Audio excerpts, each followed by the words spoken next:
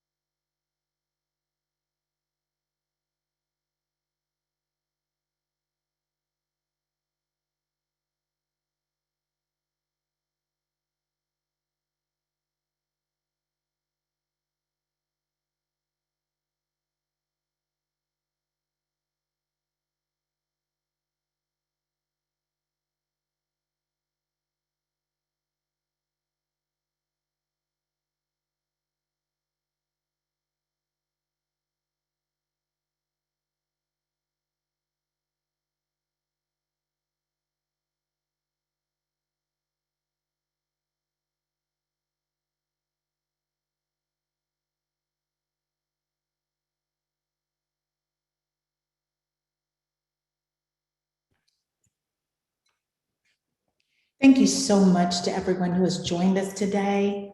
Today is June 1st, 2021, and we are convening today in this virtual space to discuss the I-5 Rose Quarter Improvement Project.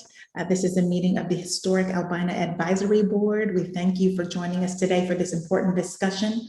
For those who are presenting, all those on the board, and those community members who are joining us today, we value you, want you to know you're an important part of this process.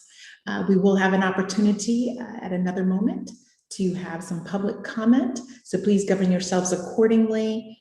You'll be ready to dial, please, 971-247-1195. There's also a number on the screen there that will identify who you should reach out to if you're having technical difficulties. Next slide, please.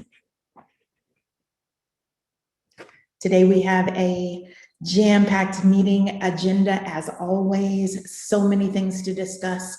We value your time, so we want to get moving. Thank you.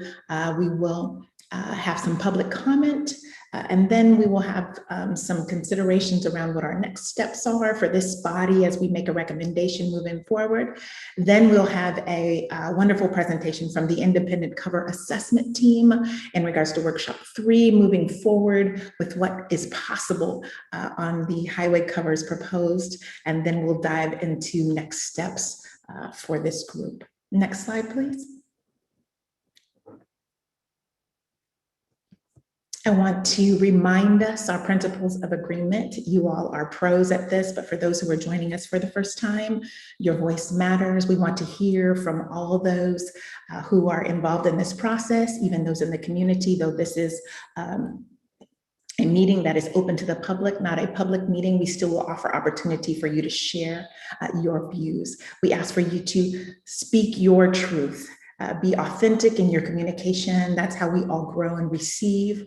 We know that there will be some things often that are hard to hear, but we want you to listen for understanding. Don't be so ready just to speak, but to listen to our colleagues as we engage in this important dialogue. We appreciate you dealing with the issues and not with people. It's often our human nature to take things personally, but we hope that we can elevate to the level where we are honing in on the issues and dealing with those and addressing each other with human dignity and respect.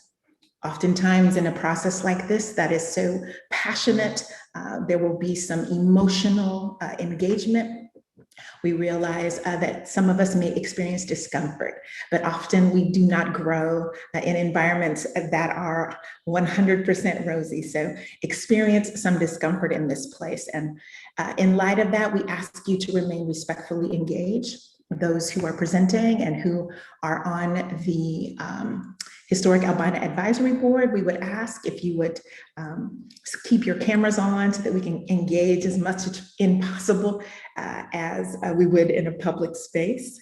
And with that, we realize that this is an important dialogue for all of those, especially those who have ties to Historic Albina, that there are a number of harms and feelings that we have in regards to this process, but we are working towards resolution, towards collaboration.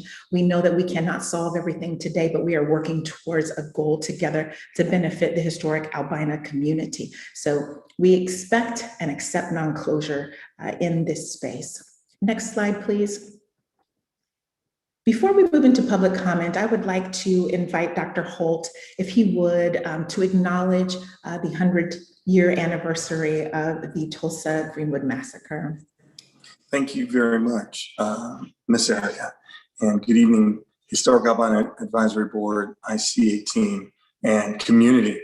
I am just returning today from Tulsa, Oklahoma, and happened to have the opportunity to be involved in a variety of events over this past weekend, which is commemorating or remembering something that was significantly tragic 100 years ago, May 31st to June 1st. Black Wall Street is what it was known. The Greenwood community of Tulsa, Oklahoma was demolished, devastated. And it was devastated by and for race and race issues. A group of people were deputized by the government and released, white people released into a Black neighborhood to burn things down and to end their influence. This was a community that was full of thriving businesses, to hospitals, doctors, dentists, educated people, and influential people in this neighborhood. And I find it interesting that this event was recognizing 100 years and moving toward what can be different, what can be done, and how do we as a people live together and live in spaces that are respectful of one another, that are honoring, and what can we do to restore the history? What can we do to create pathways and opportunities to recapture and recover? It speaks so much to the work, what we're doing right now in recognizing Albina. While Albina was not burned to the ground, the houses were razed and a freeway brought through. We also know it's not unique to the city of Portland, but it is very pertinent for that's the reason we're in this space. It's the reason why the Historic Albina Advisory Board is here. It's the reason why the ICA is at this table.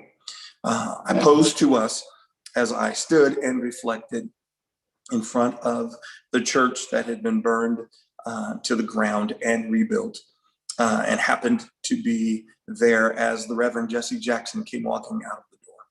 Vernon AME Church. I stood and reflected how much we are at a moment of thoughtfulness in our country.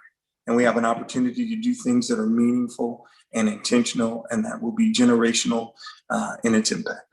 I trust as we lean in, we'll lean in with that intention, with that heartbeat, and we'll pull all of our resources to create the best possible scenarios that leave new stories and create new opportunities. So I'm looking forward to the work that we do today. Thank you, Ms. Eric. Thanks so much for that reflection, Dr. Holt. I appreciate you. We are moving as fast as we can into our public comment section. For those of you who are wanting to give public comment, Ms. Natalie is going to help me in this space. Ms. Natalie? Thanks, Erica. I am just going to go through a few reminders. If you'd like to make a public comment, please dial the phone number on the screen. If you're watching us through the live stream, that information is also below the video on YouTube. So be sure to punch in the numbers. And if you are joining us through the live stream, please mute your computer to avoid background noise. Speakers will be given up to 1 minute to provide public comment. And then at that time, they'll be muted, unfortunately, if comments run longer than that. And I will go ahead and share a on-screen timer just to keep us on track here. Just one moment. And I'm seeing that we do have one caller in the waiting room. So I will go ahead and admit the caller with the phone number ending in 2022. And I'll go ahead and ask that caller to unmute and provide your comment. Caller with the phone number ending in 2022. Hello, yes. This is David Binnig. I've been on these meetings this past year, and my from the beginning has been that ODOT will use them mostly to congratulate itself on the hours of engagement and the diversity of voices, and then go ahead and build what they wanted to from the beginning. And I would say that's been confirmed now by seeing what ODOT sees as expendable. And for them, a wider road seems to be essential, and anything that benefits people affected by that road is expendable. So they've got maybe $1 billion to make it easier for people to drive to the next state, but making the neighborhood streets connect again is too expensive. And it's been almost 60 years since they bulldozed through the neighborhood, but now they say making land that could support housing there again would take too long. I think if ODOT really wanted to prioritize restorative justice, they'd be doing this the other way around. Instead of, does the freeway need, how do we throw people enough bones to push it through? They'd say, how do we restore this community, undo some of the damage we did, and then ask how a freeway fits into that. Thank you. Thank you for that comment. I'm looking, and I'm not seeing any other public commenters in the waiting room. So, I don't know, we may want to give it another minute before we move on. Thank you. Thank you. Yes, Natalie, we can just give just a couple more seconds before we move forward. Are there any other community members who wish to give public testimony?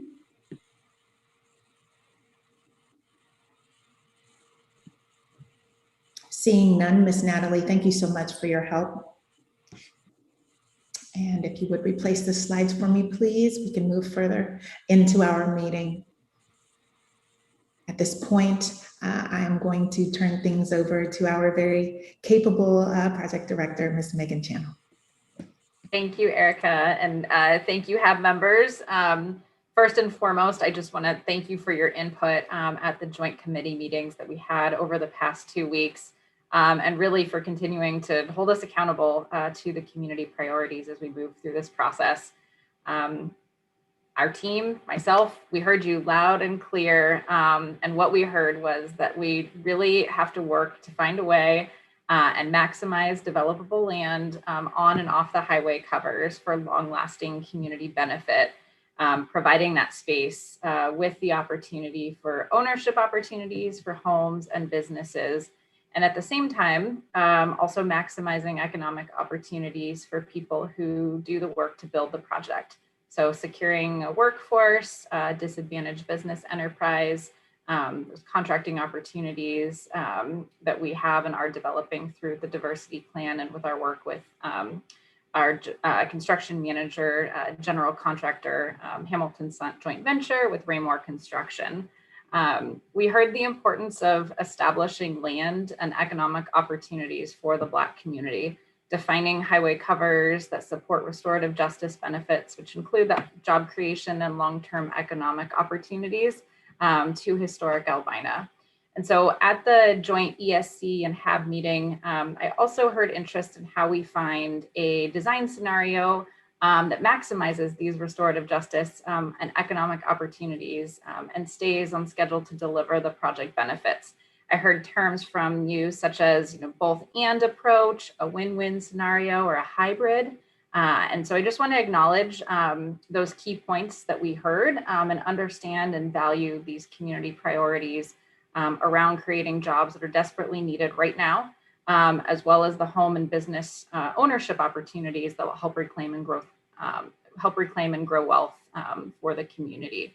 And so with your help and your input, we do see a path forward and are excited to have more conversation tonight with our independent highway cover assessment team to find a concept that does both, maximizing community opportunity and benefit. But we understand that we're not in the driver's seat on this. We understand the community needs to drive that conversation. So we need you in that driver's seat to take us there. And this is a shift in how ODOT does business differently. And it's reflective of our project values, of restorative justice and community-informed decision-making.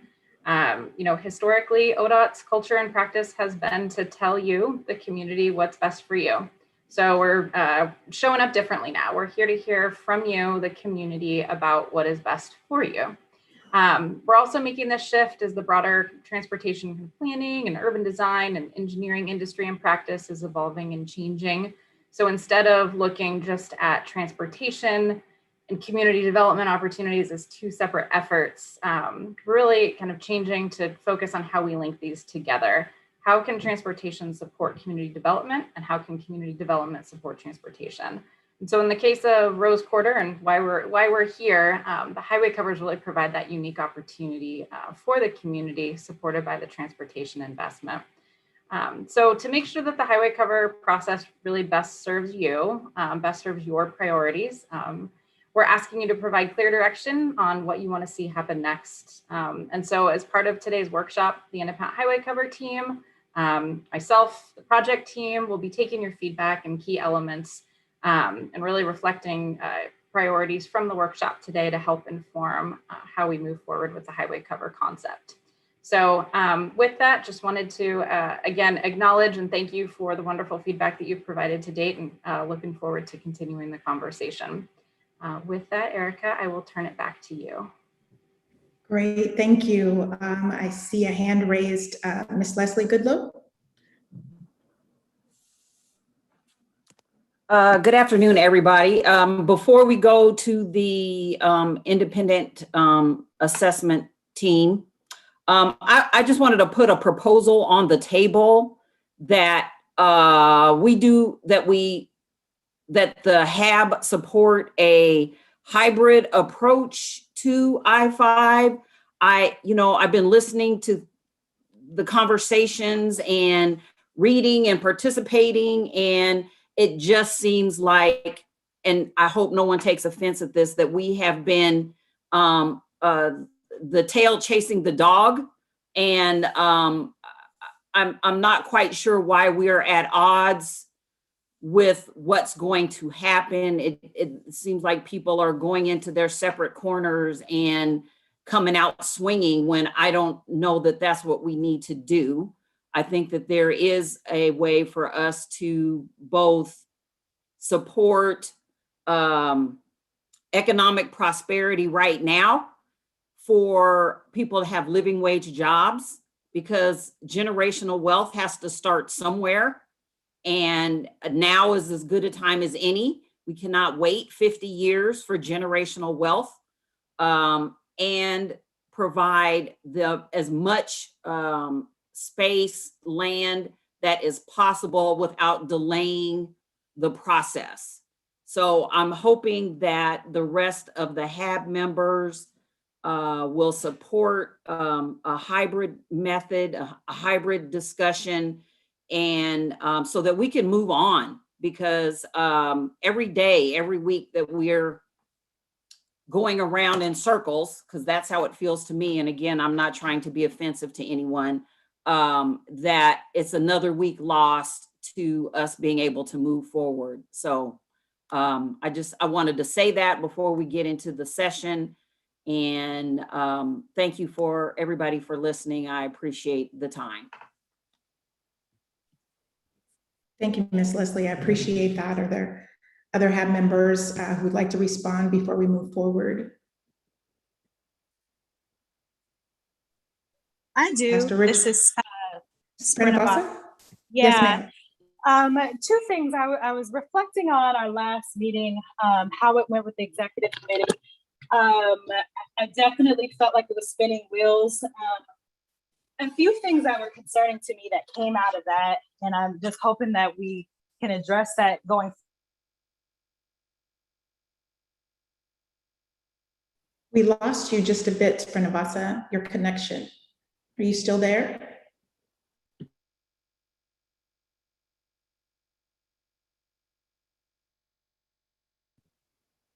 Ms. Srinivasa? I'm going to give her just a moment to get her connection back together. Pastor Richard, I saw you. Were you trying to unmute?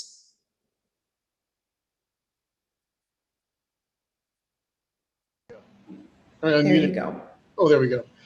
I just wanted to say just real quick, we've done a good job, I believe, with our comments and such about this particular project.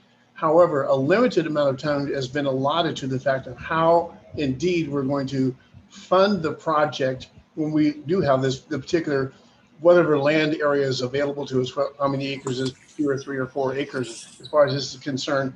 And also, there hasn't been enough discussion from us as a board. The design did a great job. I think that we came up with some really good ideas about what it's going to look like. But we've got this wonderful picture of something. We haven't got the bones behind it as far as the finances to make this a reality.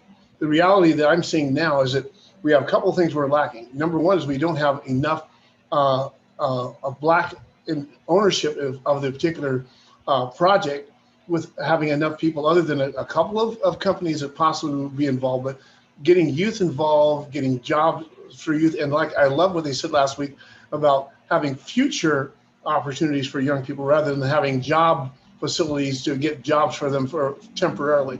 So I believe it's important for us to somehow, before we end this particular process, to at least have a conversation about how are we going to use this particular land that is made available, and how are we going to fund it for the benefit of the community. Thank you. Thanks, Pastor Richard. I want to make sure that the ICA time has plenty of time to get into their presentation. So Srinivasa, is your connection back? I'll take Yeah. one last comment. Mhm. Yeah, can you hear me okay? Yes, ma'am. Okay, so 2 things. One, this project alone is not going to create generational wealth for Black communities, for Portland's Black community. So I just want us to be real careful about expecting too much out of this level of a project, knowing that that is an impossible feat for this one thing. The other thing too is I'm still unclear and feel like I don't have good information around the outcomes of the independent assessment on the environmental impacts. And so I'm hoping that we get to that today. But in terms of where I stand on things, you know, that's one key piece that I have concern about is circling back before I feel like I can make a definitive recommendation either way. And I just want to caution our group too, to really put this project into context of what it's going to do or potential of what it could do if it happens well, and not expect too much to come of this in terms of what will actually shift for Portland's Black community. So I just want to be realistic. That's all. I appreciate your comments, Srinivasa. Thank you, Leslie, Pastor Richard. You all are an important part of this process. So we appreciate your comments, and we'll have an opportunity to dialogue about that a bit. I want to make sure that I'm respecting the time of all involved. Let you know we are looking forward to the discussion with Ms. Gina and the rest of the ICA team. At this time, I will turn it into your hands. Thank you. Natalie, can you allow Kate? Kate should be able to share her screen at this time, I think, Gina. Do you guys have Okay. okay. Kate, are you ready to go? Ready to go. All right, thank you. I want to thank everyone today for giving us this time on your agenda. I know that all of you are trying to get up to speed on all of the aspects of this project, and it's a lot. There's the project goes beyond, far beyond just the highway covers. I know it's a lot to get up to speed on in 5 months, and we've had a lot of we've had a lot of presentations with you since you've been in the job of really overseeing this project and advising on behalf of the historic Black community. So we are grateful that you're allowing us this time. Today we're going to be doing our 3rd workshop, and I hope that I'm sure we won't be able to answer all of your questions. It's very difficult to basically cover all the ground that our team has covered and to share all the work and to try to distill it down in a way that you can access it and understand it in a 2-hour stretch. That's really what we're having to do. But what we hope to do today is talk to you a little bit more about governance and hear back from you about what you're thinking. The comments that Pastor Probasco was talking about really go to the governance recommendation. There is time to really figure out what needs to happen and to have input from the HAAB on that.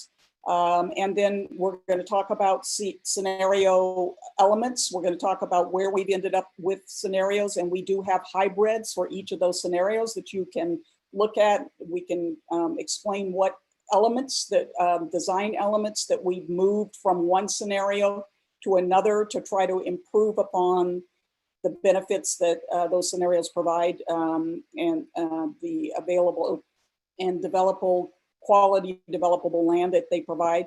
And when we get done, I think we're going to have a discussion. Hopefully we'll have a robust discussion. And then we actually will be doing a live poll with you today. And the live poll is simply intended to register where you are settling in. This is just information that will go, it's not your final recommendation. I believe you have another meeting prior to the ESC's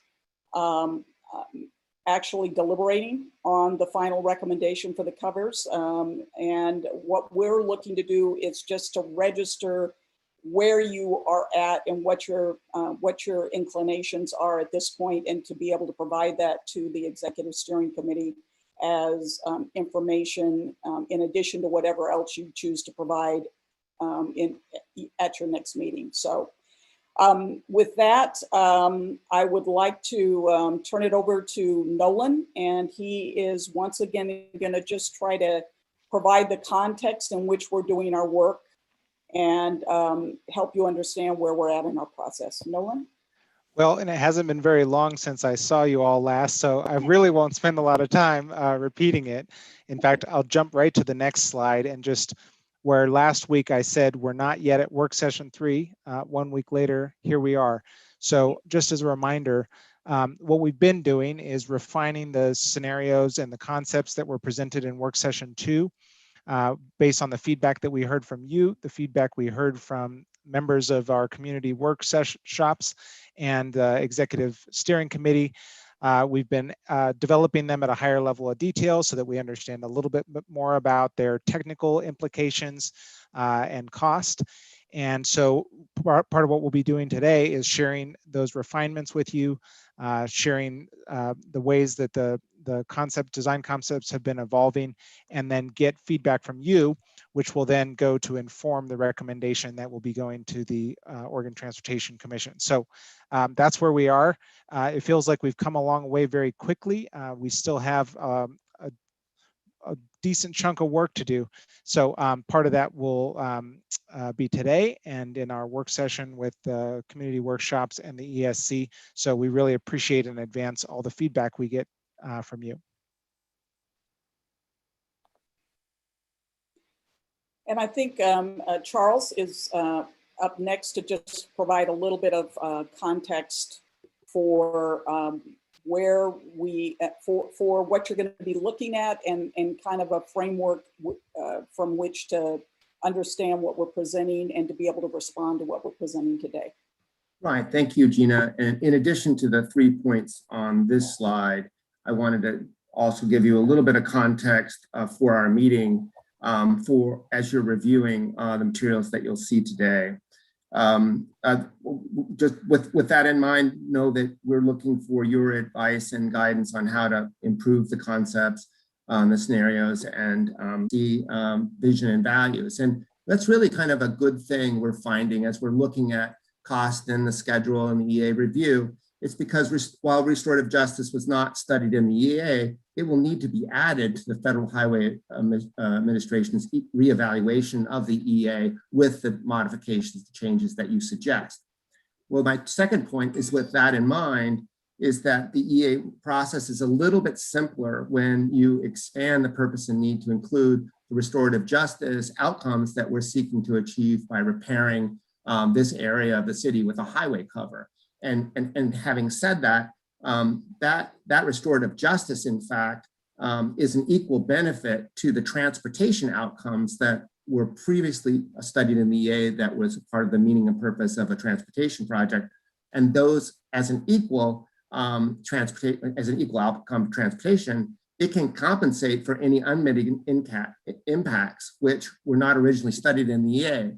Why that's important is that the project can, as ODOT can choose to take the position, or we all can choose to argue that the project, in taking a position for establishing the reevaluation of the project, that this constitutes an additional benefit of the project that can help to mitigate some impacts that might be a consequence of increased traffic or increased land area of the project. So just know that that's an important aspect and may give us a simpler process through the environmental process that we're going to recommend as a pathway that people consider as they're making their recommendations and stressing restorative justice as a part of the project. And then finally, we have completed you're going to see some cost estimating on each one of the scenarios. And what I wanted to just frame for you was that, at this phase in the project, we're really doing a budgetary estimate, and that in a budgetary estimate, if there's any difference in cost in scenarios of less than 10%, quite frankly, with all the contingencies that you have to carry in an order of magnitude budget, that 10% range of scenarios is quite frankly the same price. So what we're finding in this moment, and I can share with you that you should consider as you're working through this, is that all the concepts you'll see in that light are kind of relatively the same price. And we can discuss more about that as we move into our technical analysis later parts of this week with HC3 and the community and the ESC. But I just wanted to give that as a background to help give you some context for your thinking about the project. So with that, I'd like to turn it over to Stephen. No, I'm turning over to Gina, sorry. No, I think you're turning it over to Stephen. Yes, I am. Sorry, Stephen. Here I am. Good afternoon, members. Glad to be with you again. So you just heard a lot about where we're going, which is somewhat of an adjusted path based on a lot of the engagement we've received. Can we go to the next slide, please? Grounding our work in this notion of what can a highway project, in and of itself do to right the historical wrongs that were done to the Lower Albina community. In its broadest sense, as these 2 points raise, it's about supporting the Black community's desire for self-determination and also creating opportunities for the Black community to build, to own, and to benefit from this project into the future. So with the construction of a freeway cover and adjustments to the local street network, those are the opportunities that are created.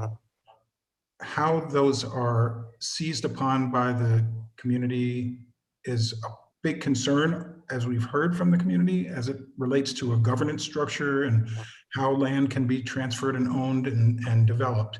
So you'll see and hear much more about that from my colleague Olivia as we move into trying to make that clearer. Thanks, Stephen. Hi, everyone. Glad to be with you today. I know that we shared some of this during our last joint meeting, so I'll try not to be too repetitive, but I'm glad we have a chance to talk about it all together again today. Stephen was talking about how important the governance structure and ownership structure will be for the highway covers. And this slide really summarizes sort of 4 stages of ownership and development that could happen or will happen on the highway covers that can add to their ability to deliver on the historically harmed Black historic Albina communities goals for this project. The first is through involvement in infrastructure and development planning. So direct involvement in the design and delivery of the highway covers, and then planning for future development on those covers, going counterclockwise here, so down to number 2, establishing a structure for highway cover ownership and control, so for long-term ownership, stewardship, and management of the highway covers and remnant pieces of land off of the highway covers on firm land or terra firma that would serve the Black community's goals.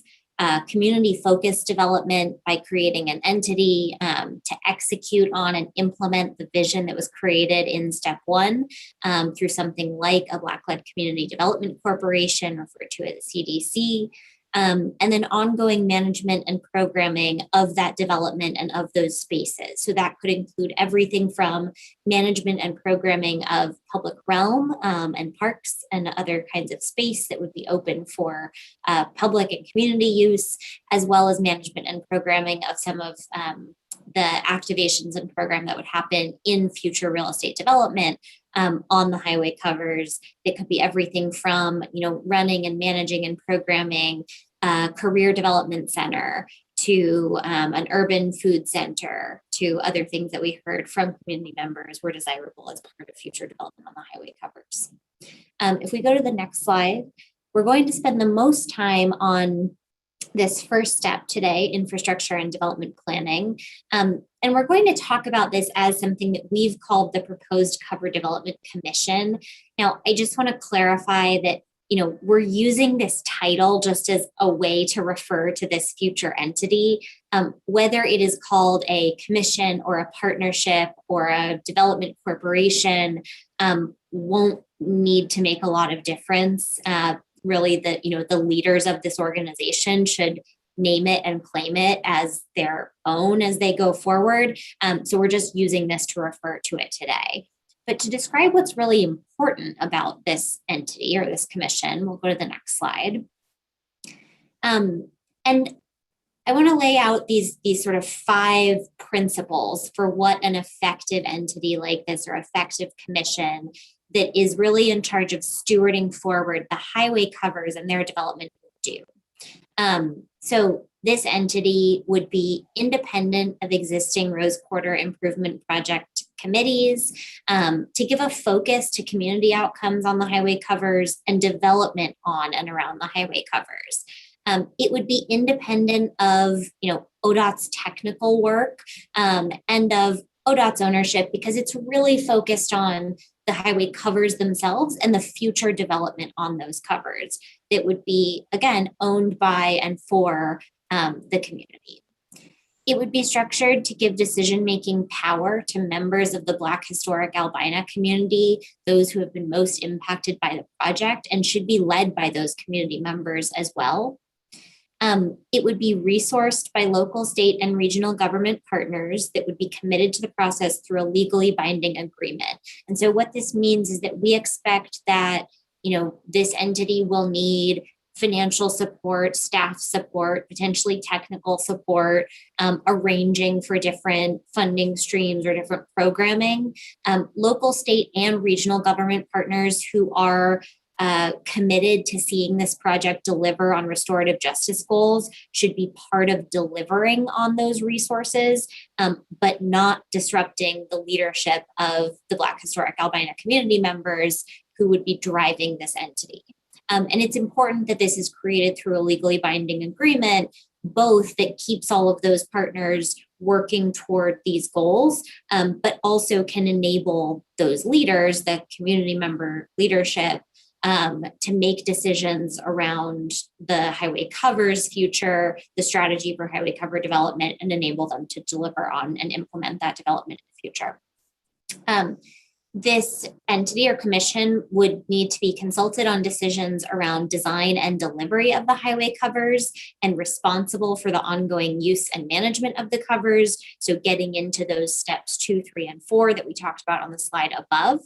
And then they would be involved in developing a set of restorative justice goals specifically for the program of and on the highway covers, and be part of the process in delivering toward and on those goals.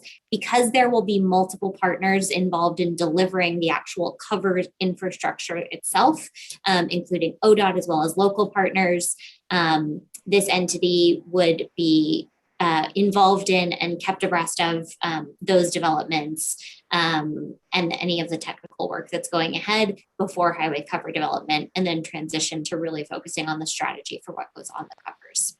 We can go to the next slide. And this slide just emphasizes why it's important to start a committee like this now. As we move toward this project's implementation, starting a commission or a committee, an entity like this now will support planning and decision-making about the covers themselves and allow the creation of a strategy for future development on the covers that can then grow and mature as the highway covers are being delivered. And this entity would outlive the existing advisory boards and entities that are associated with creation of and implementation of the Rose Quarter Improvement Project, but really be the foundation of an entity that then would see this restorative justice focused development project into implementation and into the future. You can go to the next slide. And I will turn it back to, I think, Kate. Olivia, I think if we have maybe 5 minutes, if there are any questions about this material. I think the HAAB has seen it a couple of times. Or some of the members have seen portions of this. So I would like to make sure that if the HAAB members have key questions. It's more about clarification, so you'll sort of understand what we're proposing here, because we are going to ask a question about whether you support this approach in our live polling. And I'd like to make sure that everybody is, understands what we're proposing here. So I would welcome any questions. I do have a question. This is Leslie Goodlow. Mm-hmm. And maybe you explained this on the day that I was late getting to a meeting or something. I'm unclear why, if you all are assessing what can go on the covers, why you are also proposing the governance structure. Why is that? I don't understand why that's part of your role. So, and maybe again, I missed that. And so if you could explain to me how this is part of the role of assessing what can go on the covers, that you're now making recommendations for the structure of the governance of what gets built there. Absolutely. So the governance is and has been part of our scope and the contract that the ICA team is operating under with the Oregon Transportation Commission. And part of why it's so important is that it's one thing to say that ODOT is going to deliver land on top of a lid, but they're a transportation agency, right? They're not a development agency. And so understanding how does that land make it into community hands and get managed to community benefit is a critical piece of understanding that the development concepts that are possible on that lid will actually deliver on the things that that we all think that they might have a potential to deliver on. So that's why it's in our scope, and I think frankly, in our last few meetings and conversations about this, we've heard more interest in, well, how is this going to serve the community, and how do we know it's not just going to be development as usual? So it's been really good that we had the opportunity to explore some of those models around the country for how communities have had ownership and the ability to manage development to their benefit, and include that as part of the work and the study that we're doing, and hopefully as part of the recommendation that the ESC sends to the Oregon Transportation Commission. So then I'm back to the question I asked last week. Why are we proposing, or why is the proposal a new group when there are already 5 or 6 active community groups in working through Northeast Portland? So this is a recommendation that comes from the feedback that we've heard and the understanding that we have about what are the roles that this organization would need to do. And so it felt that, like with Williams and Russell, creating a body that was focused on this work, these responsibilities, and had this mission made sense. If there are organizations that you think would do a better job that already exist, I think that's the kind of feedback that we could receive in this meeting and pass on to the ESC, and then if appropriate, to the Oregon Transportation Commission. So my last question is, has there been any discussion with any of those other advisory groups, committees, with the Williams and Russell CDC to see if this is something that could be included in their scope of work, as opposed to us going through all the work of putting together yet another group, commission, committee, oversight, whatever, for Northeast Portland? Gina, do you want to answer that question? We have had discussions with some of the folks from the Williams and Russell. We've talked with Bryson about how that's structured, and his recommendations about what would make sense in terms of a governance structure for this entity, what things we ought to pay attention to. So yes, we have. I think the other thing is that that I would say, Leslie, is that some of those organizations, we have organizations that are very specific. They're doing housing, or they're doing youth development, or they're doing business development. And based on the feedback that we've heard from community members, potentially there will be a variety of types of development that could occur on the covers and the adjacent properties. And those people very likely, those entities could have representation for sure on a committee like this. We've, in our online open house,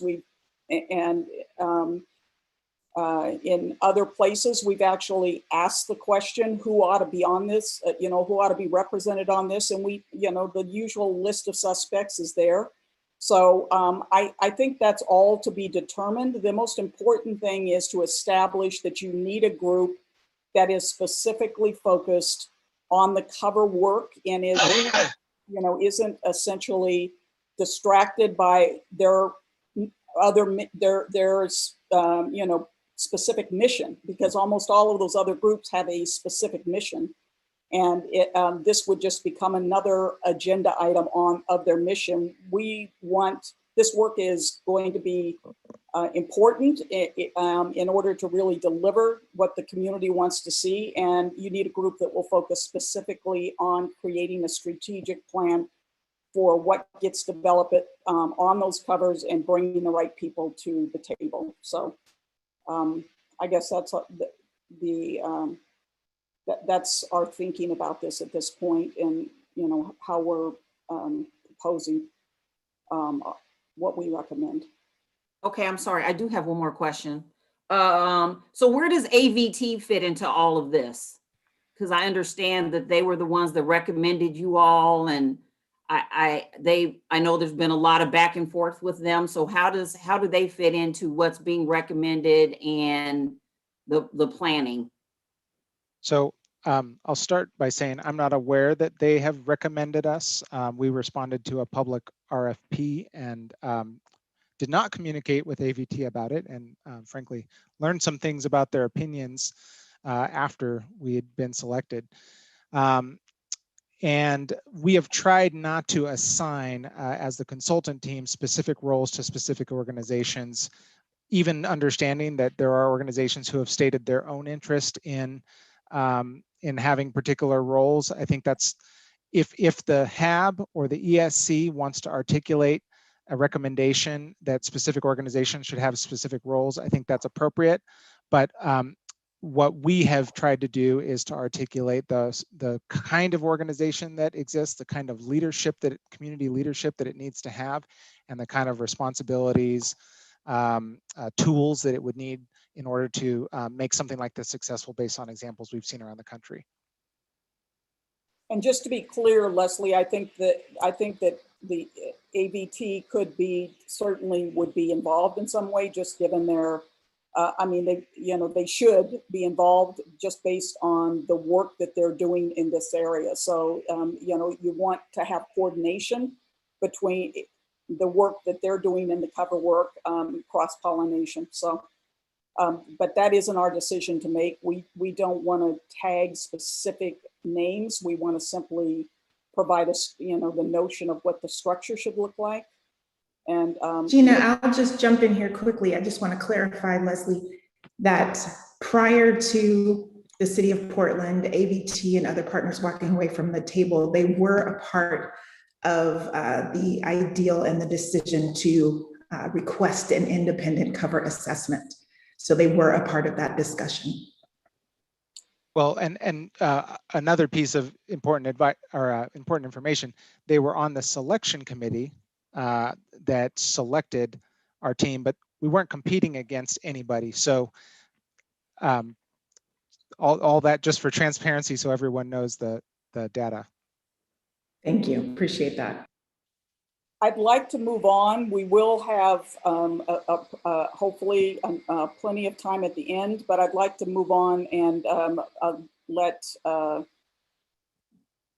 Kate take over from here and begin to share with you sort of where we've landed with each of the scenarios that we studied in further depth, and also to share with you the hybrids of that we've created for your consideration and reaction in terms of ways to combine elements from some of the other scenarios to improve upon delivering community benefits and restorative justice for the Black historic community. So, Kate, with that.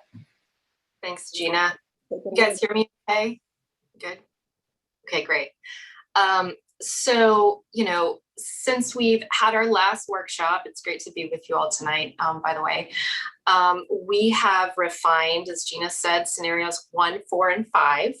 And so we're going to show you these scenarios in layers. So I'm going to go through sort of a sequence of all the components. So hopefully it's easy to understand. And then I'm going to talk about some elements of these that can create hybrids.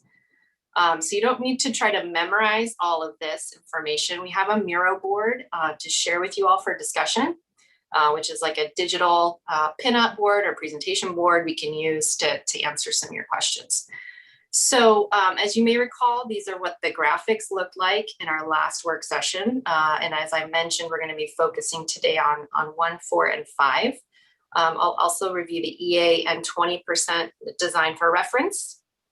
And I'm going to show you, again, the hybrids, which are sort of a mix of elements that can be considered. So to start, this is the EA, or the Environmental Assessment Design. It included or includes 2 covers. It proposed removing the Flint connection. It proposed the Hancock to Dixon connection, and proposes a Clackamas pedestrian bridge crossing.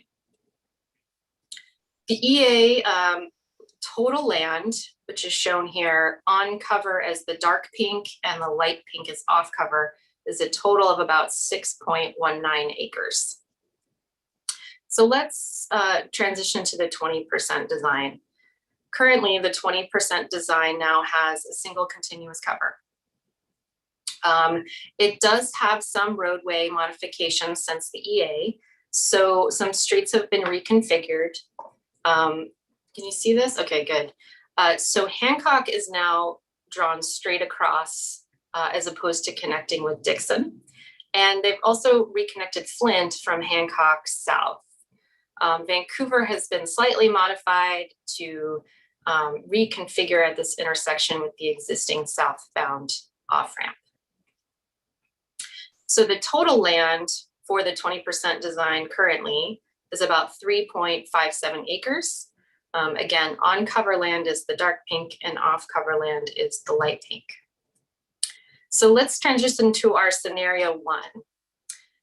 Similar to the 20%, we have a single continuous cover, and that's going to be element A. Again, you don't have to memorize these, just for your reference, that's what I'm calling them. So you can maybe see this blue shape here that I've just brought in. That is the 20% cover. So we are actually proposing to add more cover area in our concept 1 or scenario 1. We're also proposing to cover the ramp terminals with structures, which is our element B. And our updated concept scenario, or scenario 1, proposes to reconnect Flint all the way up to Tillamook and all the way down to Weidler. We are also showing the Hancock connection straight across. We are proposing to remove the Clackamas Bridge connection and reconfigure the Green Loop corridor on Weidler. This is element D. The total land area that we're looking at for concept scenario 1 is about 6.8 acres. So here, would you, I'm sorry to interrupt you, would you just explain the pink dotted boxes? Sure. So the 20% design, if you recall, had about 3.5, I think, acres of land. And the reason that it's less is because this area here is not currently being used in the 20% design. And this lot here is not being included as well. So these are this is the land, the colored area is the land that has been cleared through the EA. And as our baseline, we are assuming that that is the land in our scenarios. So this is our development assessment framework. You might remember seeing this in our previous workshop. We evaluated how well each scenario scored for community wealth, community health, cohesion, and mobility. So I'm going to go over these briefly in this presentation. We do have the detailed scoring evaluation that will be made available by Friday, I believe. So you can use that as a reference if you need it. So scenario 1 is scoring medium for all of these categories, which is an improvement from our previous scenario 1. The community health is now a half bubble, as where before it was a white circle. This is mostly because we've proposed to extend the cover and provide these structures over the ramps, which will reduce exposure to air and noise pollution. So while it's creating a moderate amount of land for development, the ramp placement does create building sites that are more difficult to develop. This is, rated medium for wealth and cohesion. We are also have an assessment for the schedule. And for all scenarios, we are assuming a 6 to 18 month schedule extension, including the 20%. And that will include a reevaluation of technical elements, affected resources, and mitigation. But this is shown as a full circle, which is because it will likely be no more time than the 20% given its similarities and scope within the API. We are also showing a cost estimate here at $867 million. So, and will you just clarify that aligns with the same level of development, lid development that is in the 20%? Yeah. I just want to add that context. Well, that was, yeah. So in the slides that Charles reviewed, our assumptions is 2 to 3 story buildings with this cost. So if you recall that slide that Charles reviewed, that's our assumptions for base cost. Thank you. Okay, so let's talk about some hybrids. So this is again our scenario 1. And one thought is to merge Flint and Vancouver on option 1 or scenario 1 to essentially eliminate this Vancouver connection to Broadway and the complex intersection here at the southbound off-ramp. One of the challenges of this is that transit does have to be redirected since Vancouver's been removed. So that may cause transit delays. So that's one of the drawbacks. So hybrid 2, I'm sorry, that's remove Vancouver and Flint. Hybrid 2 also, in addition to merging Flint and Vancouver, relocates the southbound on and off ramps. So this is essentially one step away from our scenario 4. And the only difference is that the northbound on-ramp remains in place. Okay, a third hybrid would be to choose element C, which is the Flint and Hancock extension, in addition to relocating the southbound on and off ramps. This is essentially one step away from scenario 5, which is restore the grid, with again, the only difference being the northbound on-ramp remaining. Let's merge into scenario 4. So as you might remember from our last workshop, scenario 4 proposes moving the northbound on and off ramps and relocating the southbound on and off ramps. Scenario 4 proposes merging Flint and Vancouver, which again removes Vancouver south of Hancock and removes Flint between Hancock and Tillamook. We are proposing again to remove the Clackamas Bridge connection and reconfigure the Greenwood corridor, this time on Broadway and Weidler. And the total land is about 9 acres for this scenario. So This evaluation has not changed since our last work session. All of these bubbles are scored high. Because we're moving the ramps to the south, this opens up a large amount of land for development. Actually, this scenario has the most amount of land development, as I said, nearly 9 acres. So while this scenario does have a large amount of land and allows for all kinds of opportunities for community wealth, health, cohesion programs, and the mobility experience has improved, it does have impacts on some adjacent properties, and the cover does need to get a little bit wider. So we are evaluating the schedule as moderately impacted. Again, we're estimating a 6 to 18 month extension.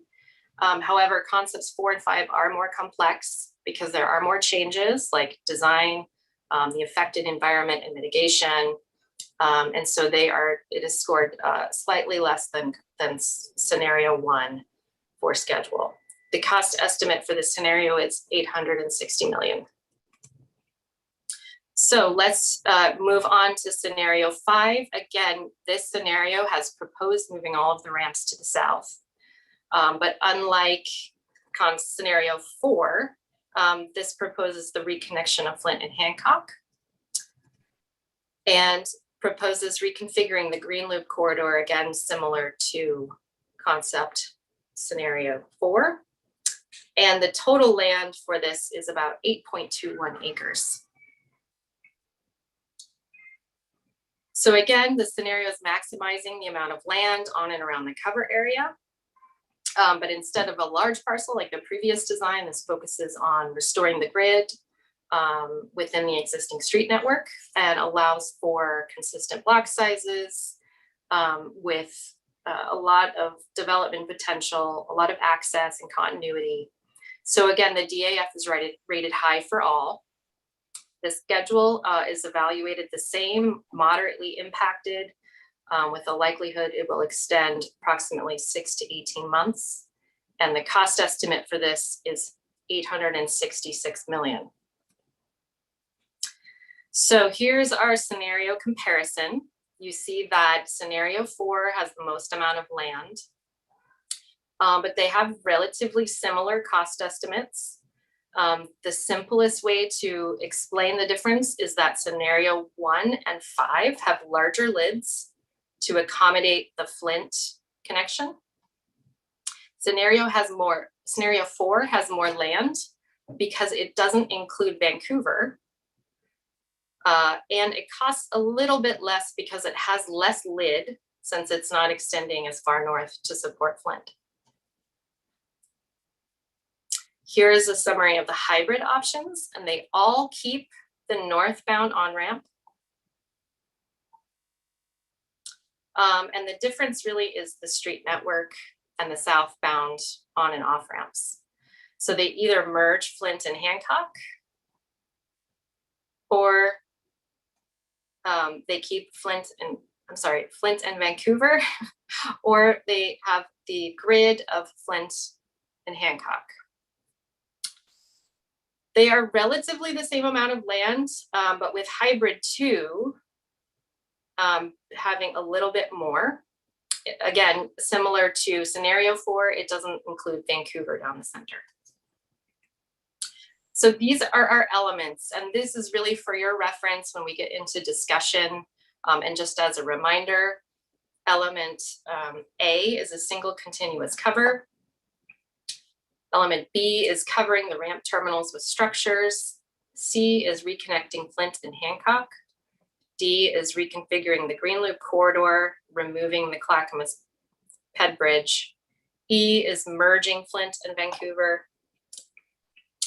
F is relocating the southbound off-ramp to the south and moving the southbound on-ramp back to its existing location. And G is relocating the northbound on-ramp to the south and moving the northbound off-ramp to the east here. So with that, I'm going to turn it back over to Gina. Thanks. Gina, before you move forward, I just want to acknowledge and recognize Commissioner Joanne Hardesty for joining us in our meeting today. Commissioner, I'm so thankful that you accepted our invitation and that you're in the virtual space with us, engaging in this really important conversation. Thank you for that acknowledgement. Welcome, Commissioner. We are glad to have you in the room as well. I would like to can we go to the questions? And these are the questions we want to talk with you about today. And we want to hear your comments, but we want to understand how you think each of these scenarios, including the hybrids, the 3 hybrids, actually address overall community goals of wealth, health, cohesion, mobility, considering new design elements, cost, and schedule risk. So kind of considering those trade-offs. We want to know whether there are specific elements that you think are important to include in a final cover scenario recommendation. And if there are elements that or design scenarios that you feel like you need additional information in order to really be responsive, we'd like to know that. And then finally, we want to ask you, if you'll move to the next slide, please. We want to ask you, do you support a commission that is an independent of ODOT and the Rose Quarter Improvement Project Advisory Committees to create a strategic plan for the cover land and remnant parcels and to oversee its future development and long-term operation? So those are the questions. I would like to, at this point, first ask if HAAB members have questions that they want to ask before or comments related to what has been presented. And we will have about 40 minutes to actually discuss this, 45 minutes to discuss this. So I have, it looks like Leslie and John Washington.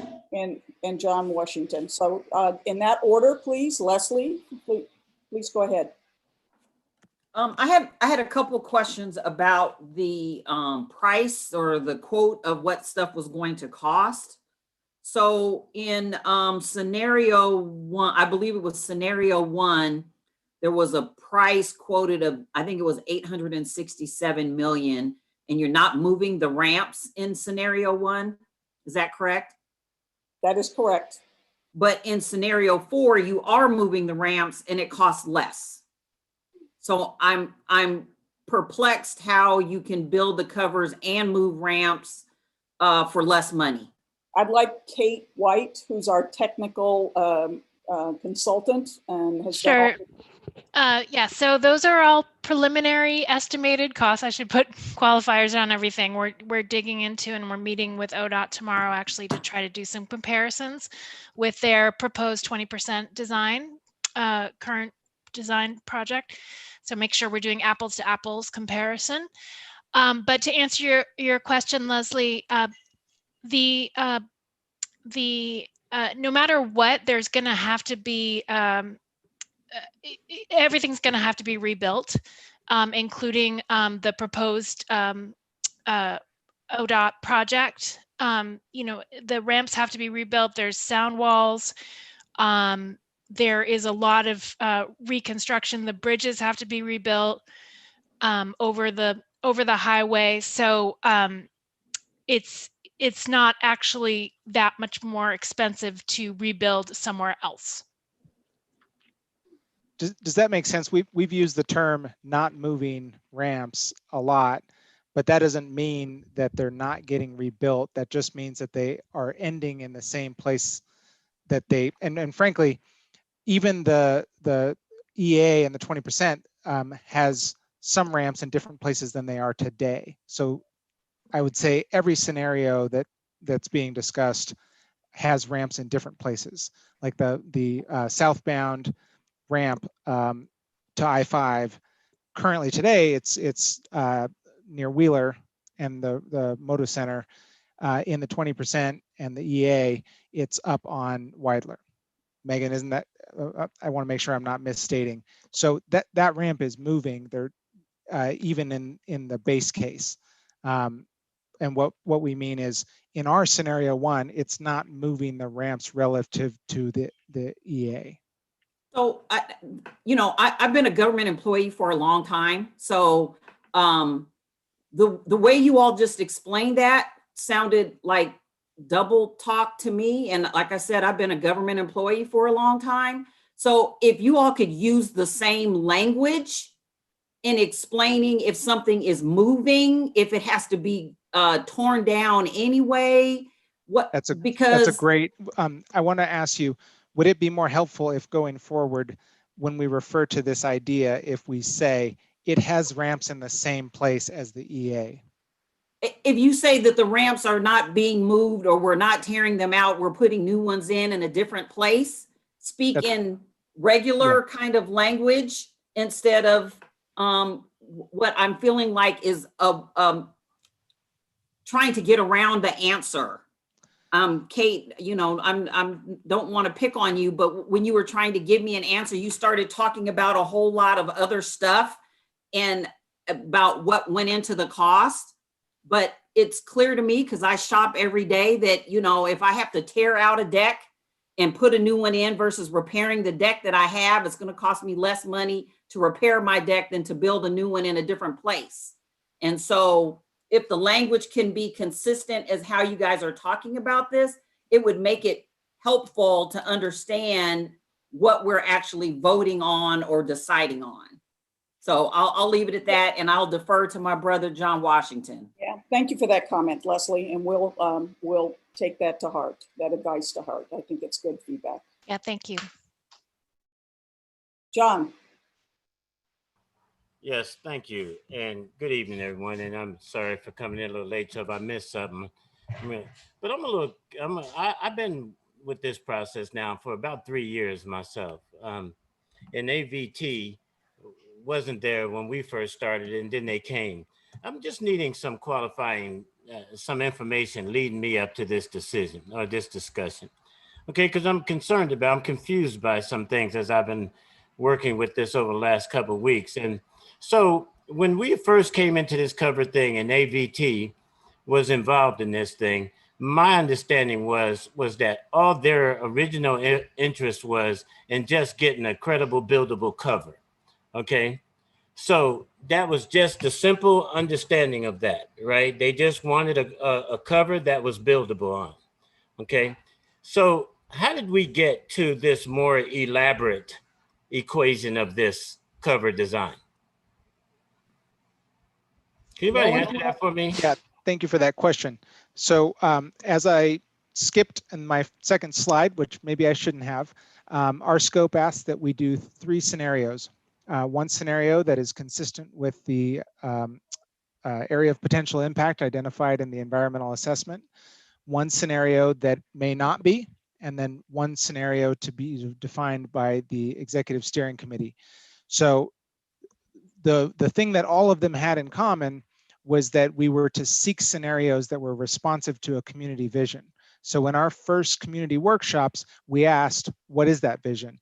In our early meetings with you, we asked, what is that vision? And we also referenced a lot of the conversations and public outreach that had happened in interviews that the Rose Quarter Improvement Project and the City of Portland and others had done through previous planning processes. We then generated the concepts that you're seeing in a refined form tonight. We generated those concepts as a way of saying, it seems like these scenarios and the infrastructure that would support them would be responsive to the community vision. So that's where these ideas came from, Mr. Washington. Okay, and so that response to the community vision were those 50 people we were talking about, right? That was part of you and the ESC and previous people who had been interviewed in the community by ODOT and the City of Portland and others. Well, so is it 50 people or is it more? And it's much more because it also includes people who responded to our online surveys. So it's a considerable number of people. Okay, and could we get that number of how many people that is? We can give it a shot. Okay, I'd appreciate that. And then the other question that I have is, is ATV still involved in this cover issue? because they're not at the table. So I'm just curious as to, are they still connected somehow in this equation? Well, we've been to so many meetings that I apologize if I misstate this, but I think several people on this call were at the NAACP conversation held on Sunday, hosted by Ms. Sharon Gary Smith, which was so great. And so I would say they are certainly part of the conversation. They are not formally part of the work that the ICA team is doing. They don't sit on the ESC, they don't sit on the HAAB, and I believe they have not sent representatives to our community work sessions. So they're making their voice heard in community conversations, and we certainly hear that. We've had an opportunity to hear from their consultants what they're working on and share with them what we're working on, since we know that that vision is one that a lot of community members are moved by, but we have not had a formal engagement of them in our process. Is your organization, your consultancy team, have a relationship with them, ATV? So I sit on their leadership council, which is an advisory committee, which meets 4 or 5 times a year, and they share with us what they're doing. And I give them somewhere between 2 and 4 sentences of advice, and sometimes they take it. I believe that's the only formal relationship. There may be others on the call. I know there's others on the call who have gone to some of their community listening sessions. So you do sit on one of their committees, is what I heard you say? An advisory committee, yes, that's correct. Okay. So then to some degree, they still have an influence over this cover assessment situation? I give them advice. They don't tell me what to do. Okay. Thank you very much. That's all I needed. I appreciate that. Do we? I saw Megan's hand and then Estelle. Estelle, okay, thank you. Megan? Thanks. Hey, I just wanted to jump in and just provide 2 pieces of clarifying information that I think will be helpful for the HAAB as the discussion continues. Going back to Charles's kind of opening statements, I just want to be really clear that the purpose and need of the project has not changed. The purpose and need of the project is to improve the safety and operations of I-5 between I-84 and I-405. So that's what's defined in House Bill 2017, as approved by the legislature, which provides the funding for the project and has also been defined through the federal environmental review process. So just wanted to be kind of really clear about that. And, restorative justice is a key value as we deliver the project, delivering on those improvements, and how that transportation investment can support the community reconnections and new space on top of I-5 with the highway covers. And so there's that opportunity for community benefit with the transportation investments, but the purpose and need of the project isn't changing. So I just wanted to make that clear to the HAAB. And then also just be really clear that the current design, or what's been referenced as 20%, does not currently have a delay. So the delay that's being communicated would be additive to the current design.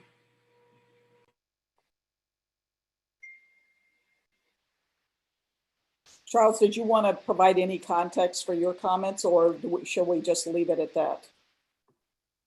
I probably misspoke and said that one could decide to add that as a change in meaning and purpose of the project or project purpose, and what that advantage might gain in the environmental review. I think Megan's absolutely right. That is definitely not the definition of the project. I think I was trying to say that one could imagine the project and need has been changed through this process. And to that point, I'm not sure how we can use that other than moving through the environmental process, as Megan says, and use that as a value to lift up as a benefit that this project can provide to provide mitigation for impacts to the project that may be due to any impact to the project. So with that, I guess I'll leave it there and apologize to Megan for misrepresenting the project.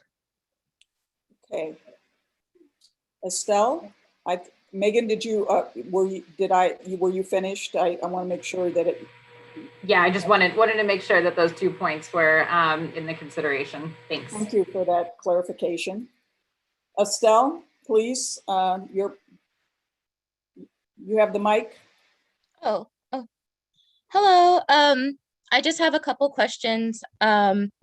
which may or may not be appropriate. So please do step in and clarify for me if they are inappropriate. First off, to my fellow HAAB board members, if this is inappropriate or because I know we're time constrained, and this could be because I'm either a new board member or because I missed a previous meeting, could someone kind of provide context as to why there is much discussion on the role or in scope of influence that ABT has on the present process, or what the context is of ABT at this step? Because this is the most that I've heard ABT mentioned in our meetings thus far. I know who they are and I know of the history of the project, but if someone would go ahead and just say why they're talking about them, I would really appreciate it, just as I said, as a new board member and just as someone who greatly values direct communication. And then if maybe one of my fellow board members would like to go ahead and answer that for me, if that's inappropriate, do not. And then secondly, if someone could, from the design team, might want to answer as far as the designs, which concept that was shown makes it easier for our community to access transit coming in from outer East Portland? Because I don't know if that's something that is included in the design, or if it were at that point, is transit access being thought of or included in these design concepts yet? I don't know if I didn't see anything, and again, I'm not like I don't know. So that's something that I'll be considering going forward, because that's what's important to our community, is how will they have access to this area? So anyway, those are my two questions. Thank you. Kate, maybe you can speak to the transit question, and then I'll, provide, if John wants to answer Estelle's question, we can take a minute. I don't want to have a long, I don't want it to get sidetracked, because we want to give everybody a chance to talk about this and to ask as many questions of us as possible. So would you answer Estelle's question about what evaluation we've done related to the ease of transit relative to the new scenario? Sure. I think you met me. There's a couple Kates on the team, but yes, I'm sorry. Thanks. It's a great question, Estelle. Thank you for raising it. And absolutely, we are analyzing any potential impacts or enhancements to transit that our various designs and scenarios provide.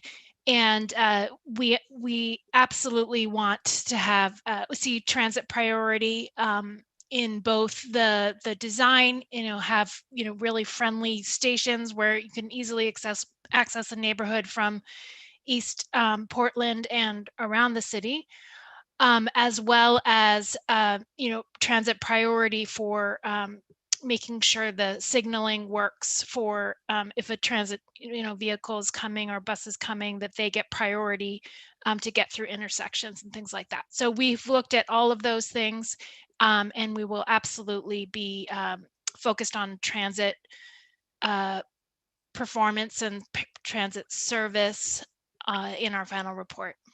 Thank you for raising that.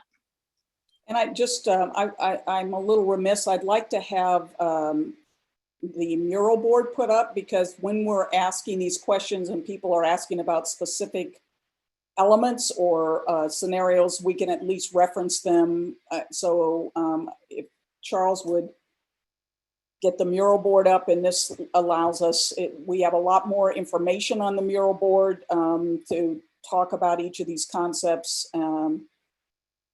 And we can go back to look at any of the concepts that you are that you have questions about. So, are there other questions or just from any of the HAAB members?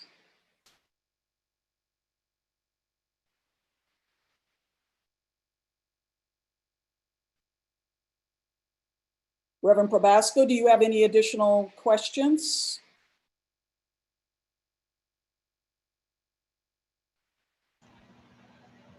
No, not at this time. I don't have any particular questions related to that. I think as we get further into toward the conclusion, I think we have to come to some summary as to where do we as members on this before we take some sort of poll as to how we feel about this. I think there's a little bit more information. I'm just kind of listening carefully to what's the dialogue's going to be up to the point where we have to make some sort of declaration of what we feel is good, the direction we're moving forward. And I see that Andrew Campbell's on the phone. I just want to know if you have any questions. I'm going to kind of try to tag each one of you and see if there are things that we need to answer for you to Reverend Probasco's point that you want to understand what we have here so that you can be responsive to the questions. At the moment, I just echo what others mentioned. I know when I look at the questions that's with the scenarios, with me, it's just hard to give an answer without knowing really who has the right of way of each scenario, if that makes sense. So that's just where my mind is at the moment. Thank you so much.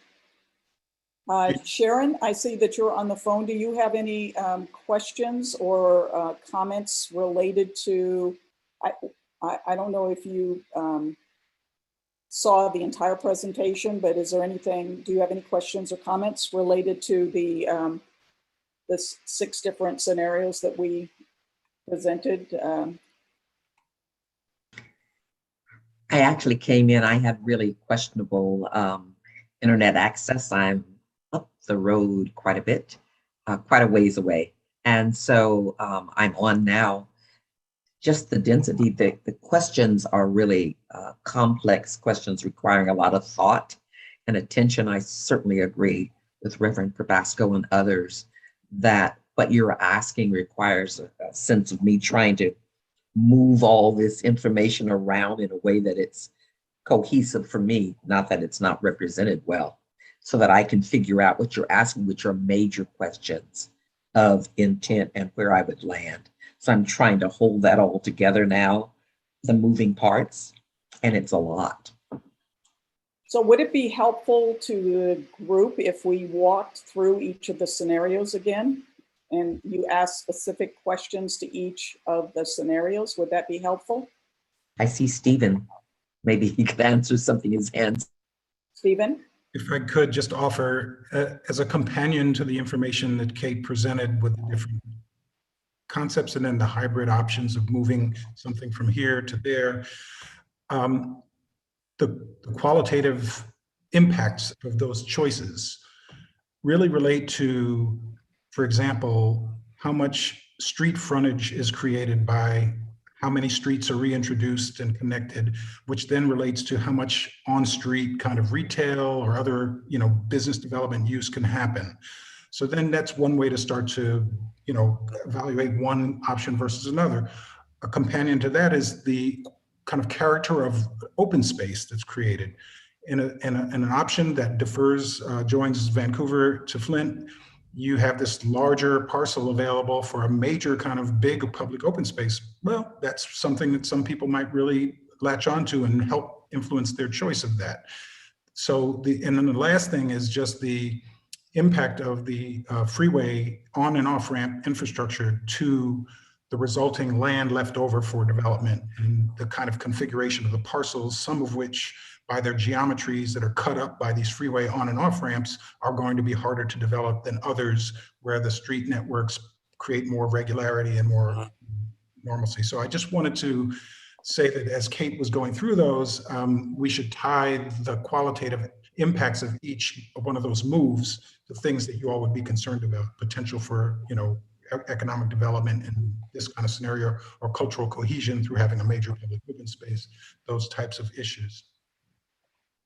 Thank you for that added context, Stephen. Additional comments or questions?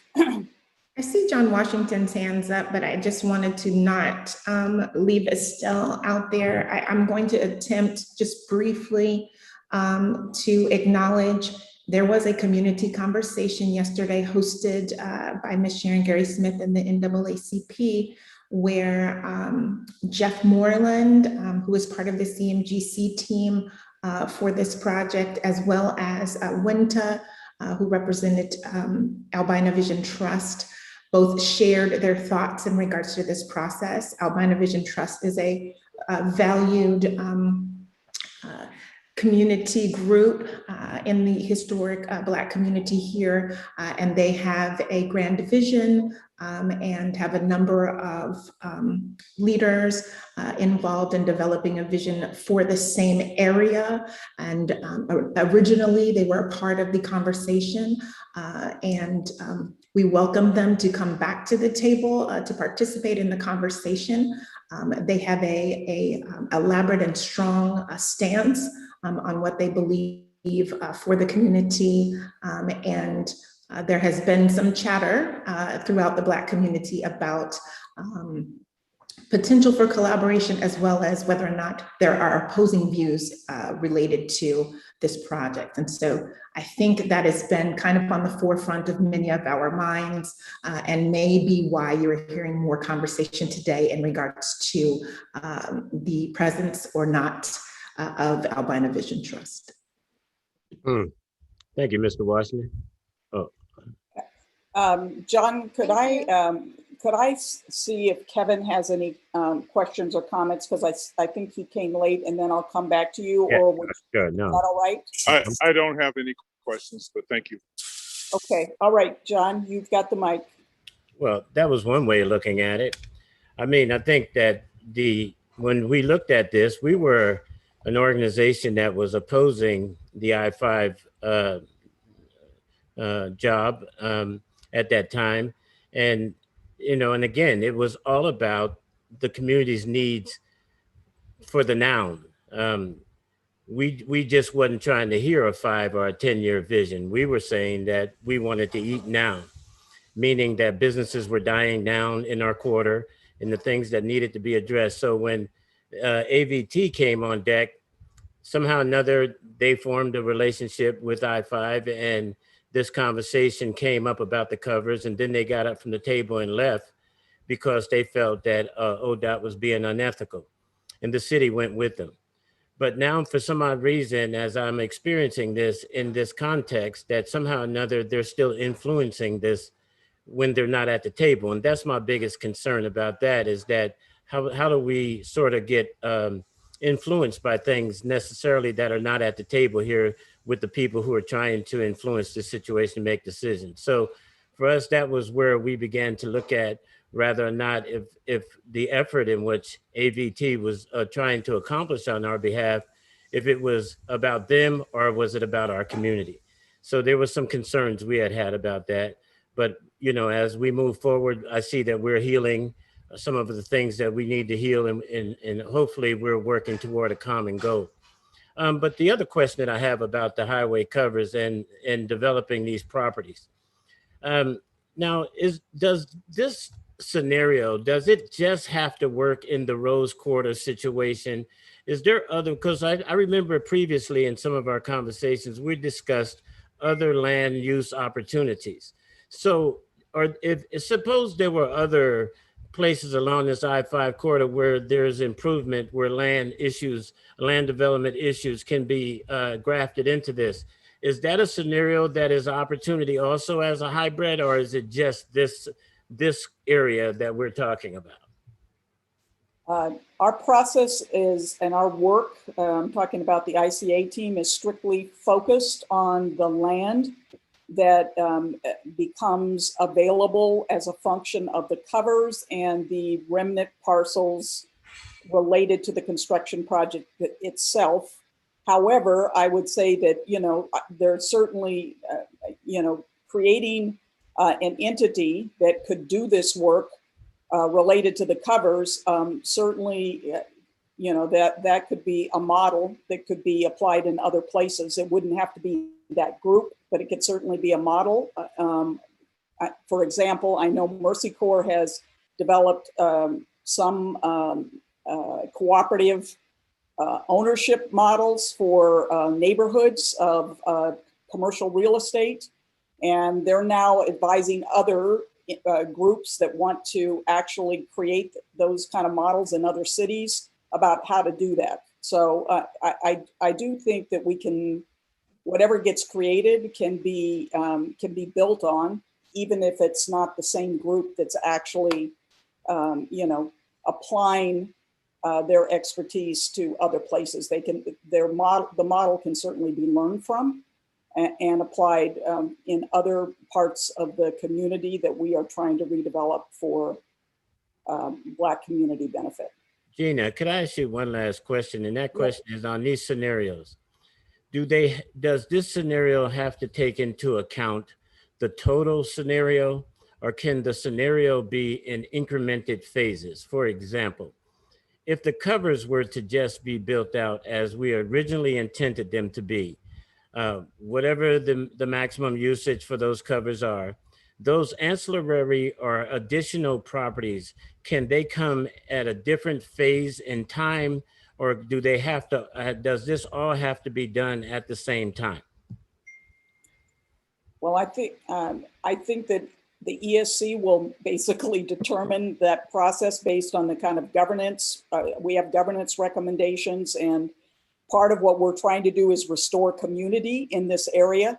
And that includes the community on both sides of the highway, of the freeway that were, when you put the covers back, can you recreate and reconstitute a neighborhood, a community that benefits and is owned and operated and benefits the Black historic community? So I think that that's not for us to say, but it would be, but it is something that isn't absolute, John.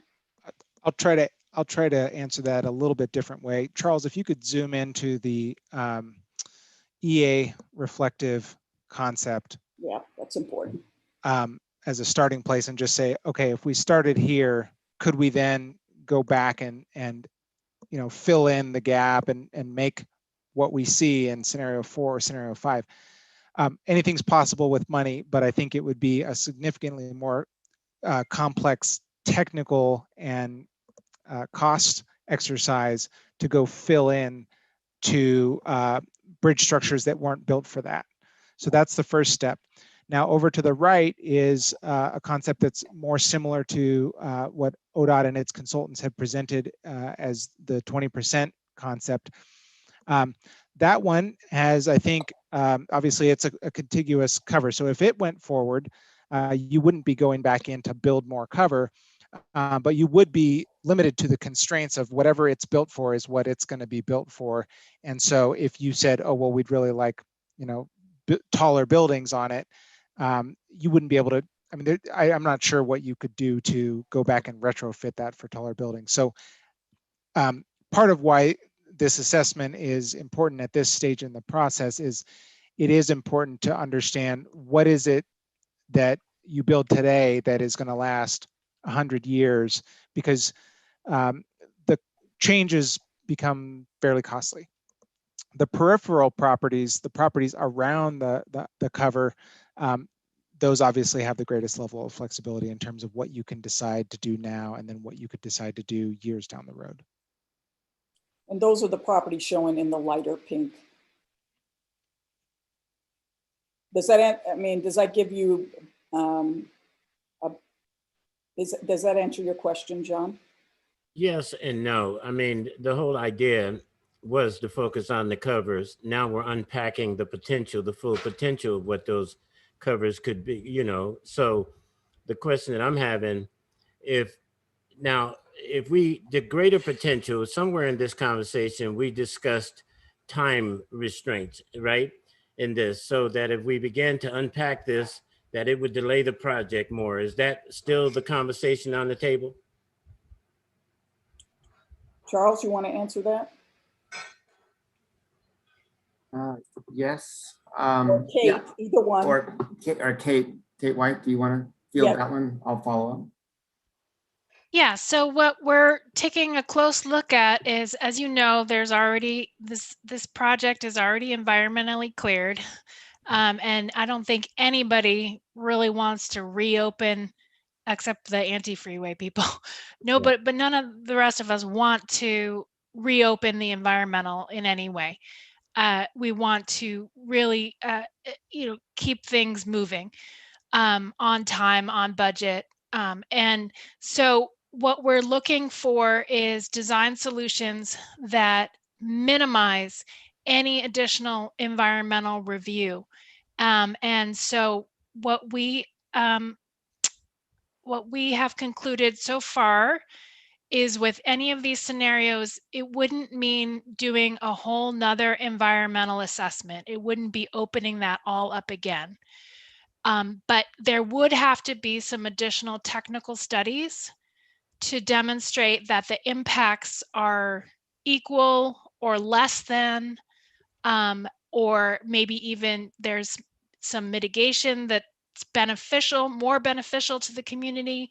We'd have to make that argument, or ODOT, ultimately would have to make that argument to the Federal Highway Administration in order to get approval to move forward. That process of getting, it's called a reevaluation of the environmental assessment, the EA.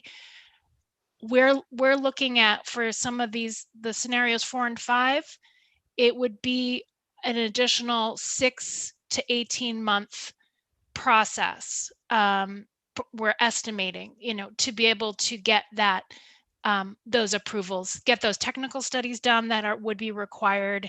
I mean, you can see a start of them right here, but it have to be more detailed technical studies, and to make the argument to Federal Highways to, still, that this is still aligned with the original project, but it's going to be some changes.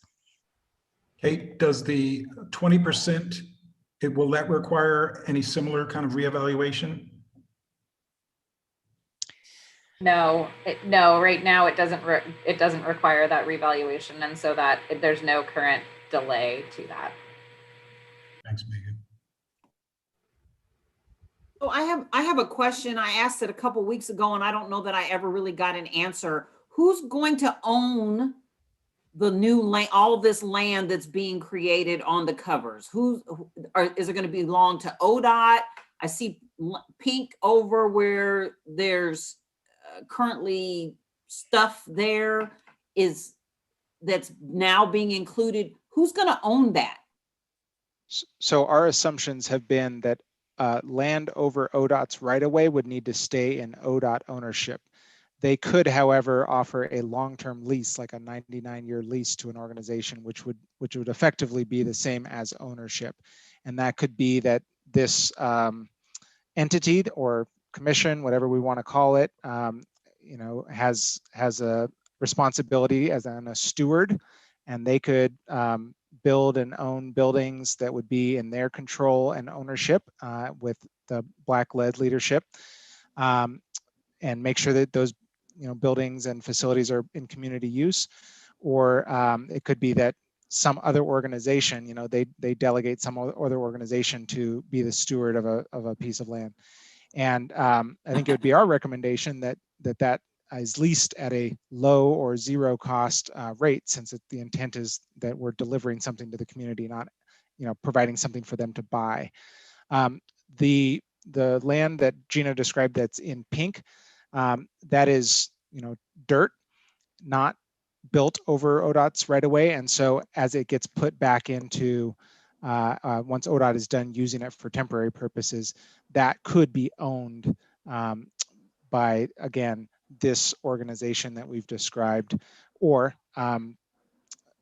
sold to someone that organization designates, or there's ways that could be disposed. I probably should have let Olivia answer this question though, so maybe I'll lean in, let her lean in. So I just want to ask the question again. So like on this map, I don't have my glasses on, but there's a pink square between Broadway and Weidler that's to the right of the dark pink. That block right there. Who owns that block So right now? right now, I don't remember the owner of the block. It's in Broadway pink. Toyota. Toyota. Okay, so Yeah, Toyota owns it right now. When we get done, everything's going to be fabulous. We get the covers built, that piece of property sitting vacant. Who owns it? So ODOT has identified it in the EA as a site that may be used for temporary purposes. Nolan, I can directly answer this one if you want me to jump in really quickly. Sure. So at Leslie, it's currently owned by Toyota. We have identified it as a site for construction use. So there'd be a temporary easement that we would use on it during construction. But our current assumption is that that land would remain under ownership of Toyota on our current design. Is that what it says in the EA? Is it a temporary construction easement?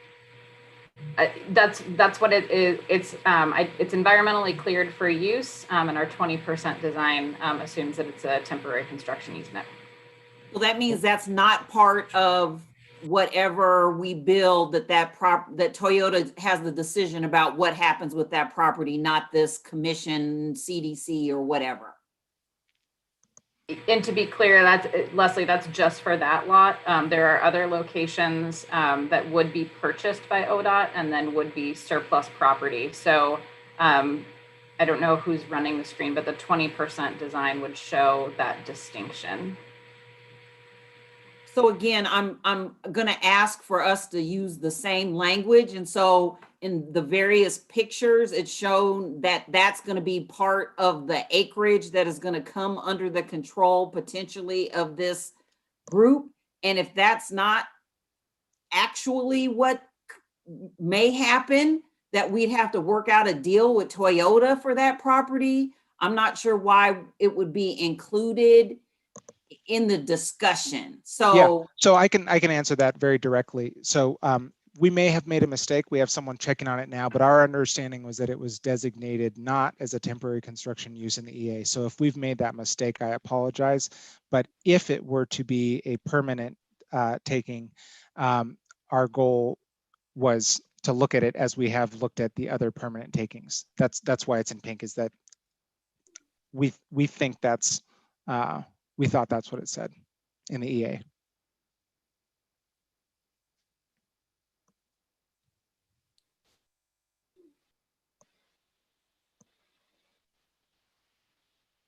So and just kind of we'll get an answer to your question, Leslie, based on revisiting this.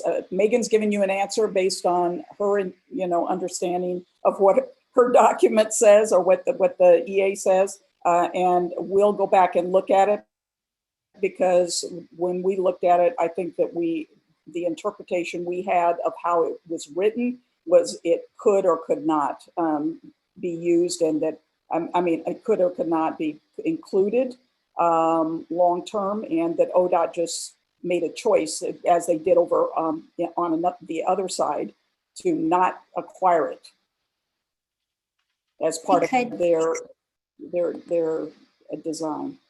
If I could just chime in, just to pick up where Nolan had sort of mentioned that it might be helpful for me to lean in. I just want to confirm what he said earlier, that, we do need to clarify that specific parcel, but I understood your question, Leslie, to get at sort of what would the ownership structure be for land off of the covers and on the covers.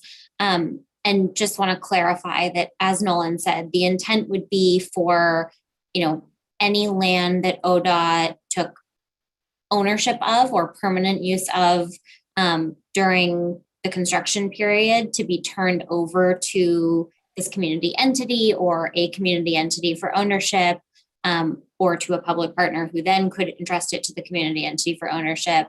And we understand that land over ODOT's right of way over the freeway, like in many places across the country, would likely be under some sort of long-term lease or license agreement or use agreement, because that land likely couldn't be owned outright because it is over a highway. That assumption needs to be confirmed, but that's our assumption and is not atypical of this kind of project. One bit of evidence is that, I think that what we need to confirm with ODOT is, in the EA, it says that it's going to be that this land is these parcels will be sold after construction and is completed and would likely be developed for commercial or residential use. That doesn't say who's going to have ownership, but we understood that meant in the EA that ODOT would own these land. Now, I think if the 20%, we've recognized that ODOT may in fact may not want to own the land and may decide to lease the land. Question on the table for everyone, I think, is to what extent does this project and ODOT want to coordinate land ownership to maximize the value of land being given to the community through this process? And that's a different question that we're asking. We're not asking what they're going to leave for the community. We're asking, how would you like to be influential in aggregating land? I'm sorry, was somebody else going to speak? I wanted to acknowledge I kind of want to just interject a little bit. I would rather not have a situation where, we're in a lease position of land. I'd rather have it be a little bit more flexible than that. And that's just a comment. So you can look at the EA and look at what you want to look at, but, organizations need to be able to function and get funded and move, and people need to be able to move. So I'd like it to be a little bit more flexible than, a lease situation, or else we're going to sit here and have the same conversations over and over again about who's doing what, and when, and why. Certainly the intent is that, and I think that's a good thing that we should include in our final documents, is that it would not be the kind of 5 or 10 year lease that results in uncertainty for whoever that leasee is. It would, the nature of a 99-year lease is that you can actually make investments in buildings and view it as if ownership. And frankly, once you've got a building, that opportunity to renegotiate that down after 99 years, ODOT could also signal that the purpose of this land is community use, and there could be an agreement, a formal agreement with this organization, so that yes, it's a lease, but when that 90-year comes up, ODOT at that time would have it as a policy that the future use is also a community-driven use. So that's understood, but it also hampers the ability for wealth creation as well. So, if you have an organization that can actually own the property, then that's something that should be on the table and should be flexible. So if they're going to choose and pick and choose what's going to happen, then allow organizations to be able to have an ability to own the property. I think in our research, we have not come up with examples where other organizations own land on top of freeways, but we have come up with some significant and positive examples of where people have made the lease work. But Olivia's raising her eyebrows, so I may have misstated that. So it's a new proposition. It's a new conversation, and we can write new rules. This is why we're on the phone. We can figure out what's in the best interest of the community, and we can figure out what that best interest is with all these vehicles that we have available to us. So I just want to make sure that we're flexible on that. Absolutely. I want to. I was just going to help you. I wanted to acknowledge. Yes. If she had a comment or a question, and I think Andrew had his hand up. I don't know who had their hands up first. If you do, Erica, you could help me by identifying the order that people raised. Oh, I'm sorry. I'm sorry. I did have a hand up, and then I started talking, so I apologize.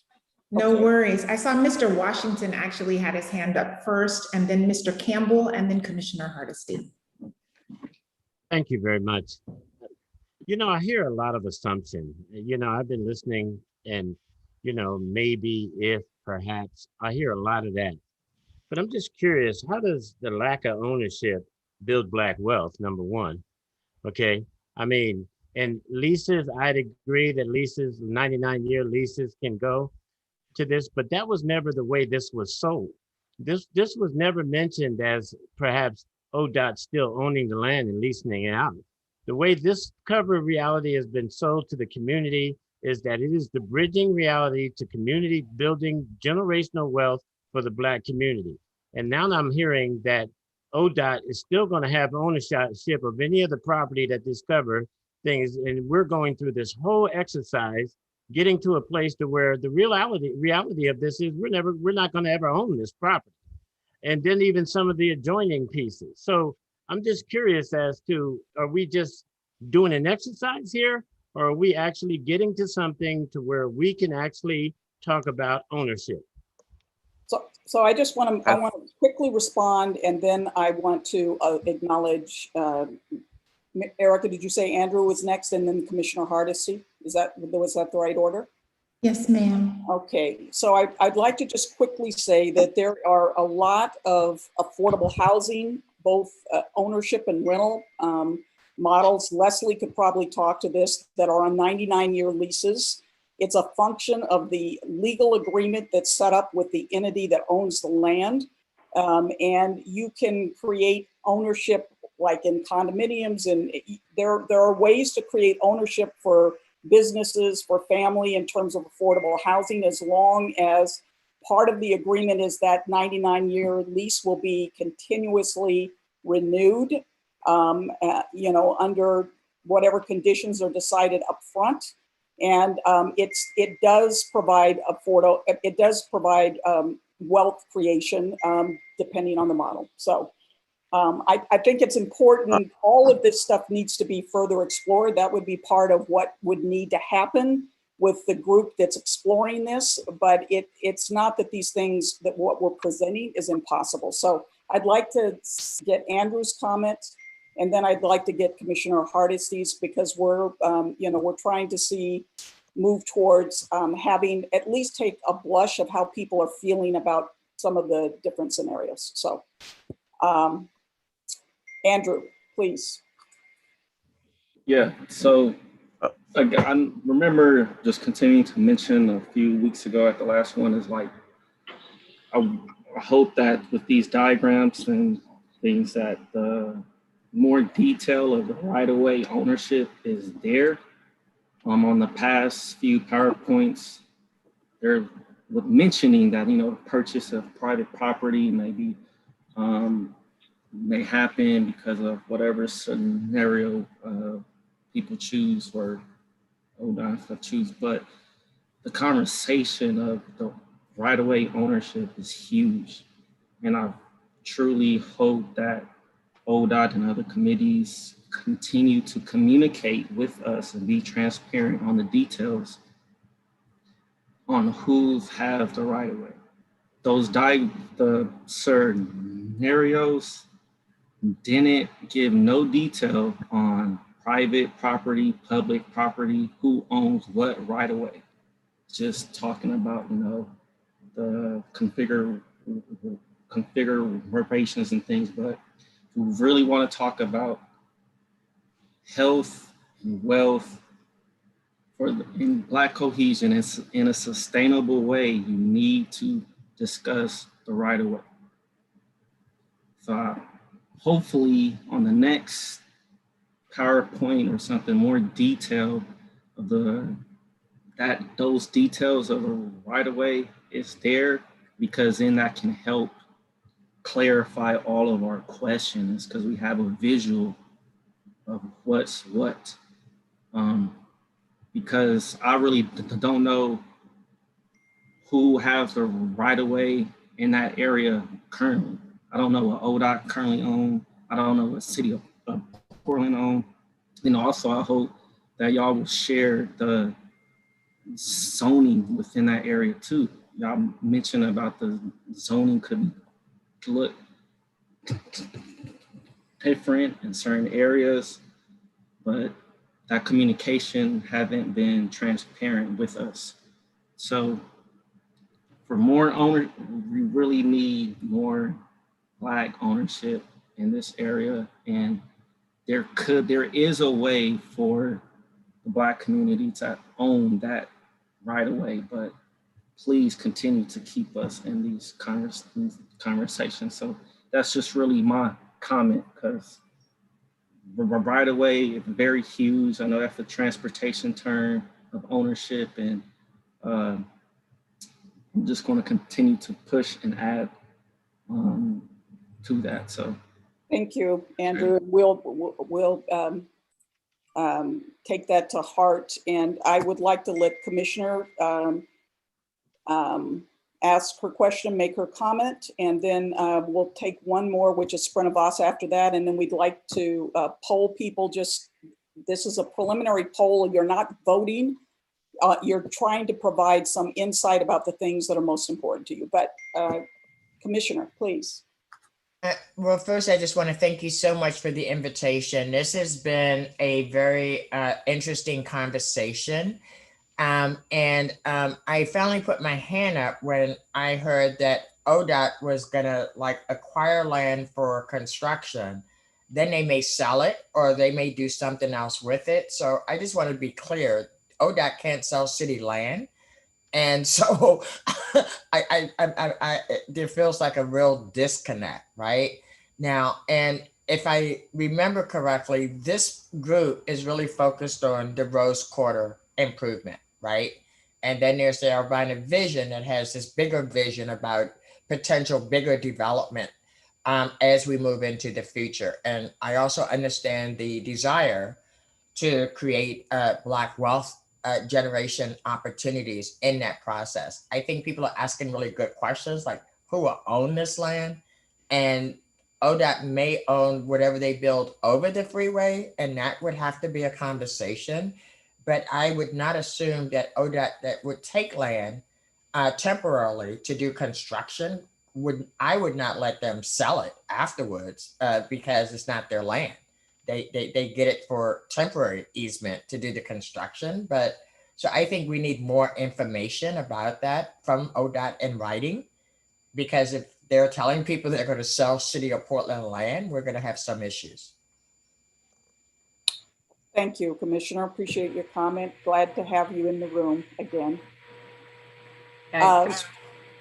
Commissioner Hardesty, this is Megan Channel, Project Director with ODOT. Just wanted to clarify the properties that we would be purchasing are private property. And so the city land would remain in city ownership, like for the streets and the sidewalks, kind of crossing over I-5. But I understand I think I understand your question about the clarification of what's needed for construction that ODOT would own in the future versus what we would not own in the future. Just be really clear about that. And I think you want to talk to the city, because we may not want to sell you that land. We may have other ideas that we want to use that land for. So I think some assumptions are being made that because you're doing a construction project that you get to buy and sell land that the city owns.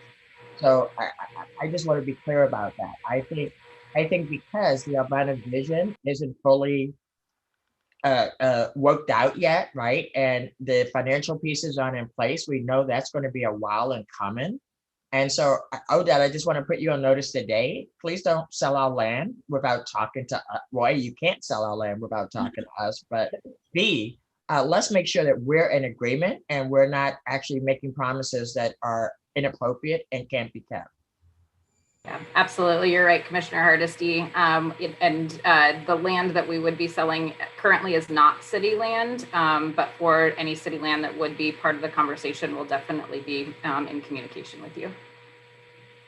So Srinivasa, this will be kind of the last comment, and then we kind of want to put the poll up and see if we can get your, at least blush your feelings at this point. So,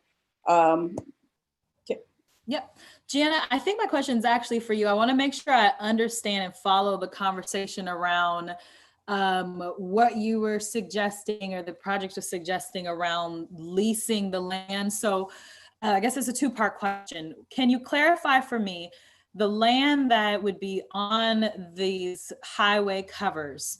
that is not possible to be owned by community members, that would only be able to be leased because it would be owned by ODOT. Could you clarify that first part for me?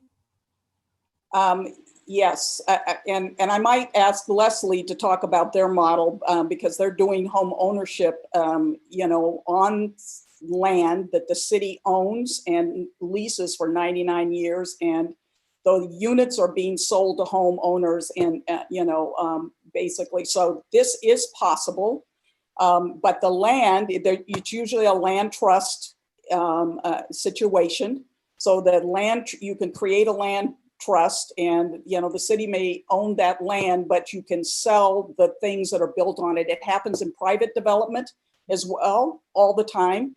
I mean, you may have a family that wants to hold on to their land, but they allow a development to come in and develop on that land, and they give them a 99-year lease because that allows for financing to happen and for things to get built on it. You know, but it's also being used a lot now in the affordable, you know, in the community development arena to provide where public land can be provided in this kind of an arrangement, legal arrangement for long-term community use and for ownership in the developments, that the elements of the development that get created on the land. So we could then call this a limited duration partial ownership model. So it's really not a full ownership thing, just to clarify, even if it has a duration of 99 years. And then the second part of my question has to do with eminent domain, because I know my family owned outright the houses and the land that they had taken from them by our different agencies that are now at the table trying to bring it back. So this does not stop ODOT or the city or anyone from claiming eminent domain and taking back their land, despite someone owning a house on top of a piece of land. It's still not their property, right? This is all about how the agreement gets set up in the front end. It's about legally binding agreements that get set up between whatever this community entity is that's going to do the work, and ODOT and the other partners that would be involved, the other public partners that would be involved. So I know it's complex, but it isn't something that doesn't happen already. Right. I understand that. I just want to be clear that making something legally binding does not mean that it won't change sometime in the future, because we know laws change, policies change, and things can be taken. So I just want to make sure I understand clearly that this is not creating new land ownership opportunity. It may create some home ownership opportunity for certain low-income folks who may not have had access to it, but it does not actually create land ownership opportunity. That's all I wanted to clarify. It could create land ownership on the adjacent parcels that are not on the cover. Okay, but not on those and it's an important, you brought up eminent domain, so it's important to clarify that even if we were creating land, the city or the state could still take that dirt through eminent domain, whether it's on the cover or it's off the cover or it's down the street on land that somebody owned for 100 years. Okay, so I just want to make sure that is always going to be a piece that the Black community, that future generations will have to potentially contend with, is that eminent domain. Okay, thank you. Irene, can you please take control of the screen? You know, Modique had his hand up. I don't know if anybody acknowledged. Who did? I'm sorry, John. Kevin Modique. Oh, okay. Yeah, Kevin, Gina, if you could address my question that's in the chat. I don't need any airtime. I don't know the answer to that. I think Megan would be somebody from the ODOT team would be a better person to address this. So could we put this as an element that needs to be addressed in your accountability matrix? Yeah, we can definitely follow up with you, Kevin, on that one. Okay, thank you so much. Irene, can you please bring this up? And I think we should, so we want to do some live polling. We want to ask you a couple of questions. You can move it through, Irene, to your sample question. Yeah, so just to give you some instructions before we start, some of you may have done this already, but just for folks who haven't, you can use your computer and open up a new browser, a web browser, whether you're using Google Chrome or Firefox or Internet Explorer, Safari, whichever you use, you can open up a new window and go to menti.com. You can also use your smartphone as you're on the Zoom call as well. Go to www.menti.com and it's going to ask you to enter a code. And that code is here, 5224-9700. We can also put that in the chat too. So you can just kind of get a link to it directly. If you're having any trouble, please feel free to use the chat box to send us a message and someone can help you out and respond for you. But we'll do a warm-up question just to kind of get everybody used to using this live polling app. So I'm going to go to the next question. And we just want to ask, what's your favorite, as a warm-up, what's your favorite music genre? So we have classical, jazz, R&B, pop, hip hop, or rap, or you can make your own music, or none of these. And what you are able to see with this is this live polling allows you to see how the group is responding as they respond. So it's a way to just capture where people are at the moment in their thinking about things. That's right. And can someone tell me about how many responses we should expect on this? I believe a dozen, is that right? 37 people and 7 responses so far. But how many, Gina, do you know how many? How many of the HAAB members are on the phone? Is it about 8? 8 or 9, I believe. Okay, thank you. Okay, great. So I think we can, yeah. You guys can see. Oh, I'm sorry. So only committee members are responding to the poll? I didn't respond, Commissioner. My bad. No, that's all right. That would give us 10 responses on today. Yeah.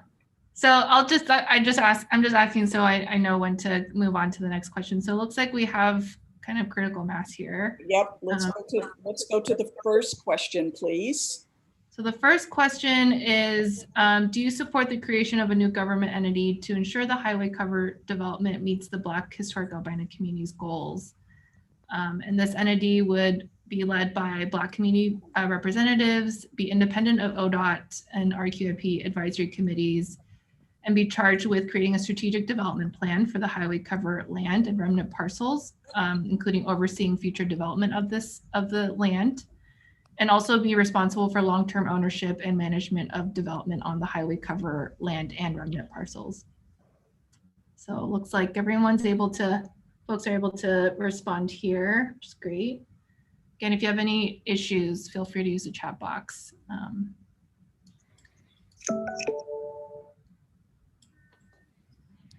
Okay, I'll wait for a couple more to trickle in here. Yeah.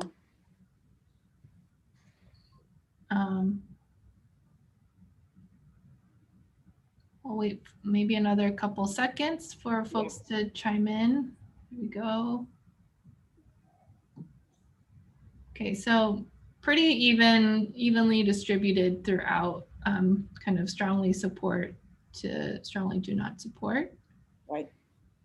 Okay, I'm gonna go to the next question.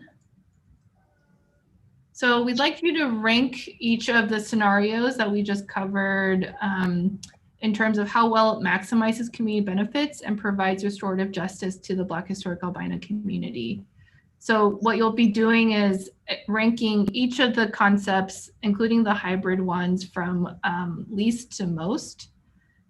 And you'll see that kind of pop up here. And then maybe Gina or maybe even Kate could maybe verbally just give a quick reminder of what all these concepts are. And I'll be switching to the next slide, which shows you all the concepts, kind of a visual of all the concepts. But you'll get a little notification on your screen asking if you want to go to that slide, just click cancel. You can just ignore that. So I'm going to go to the next one here.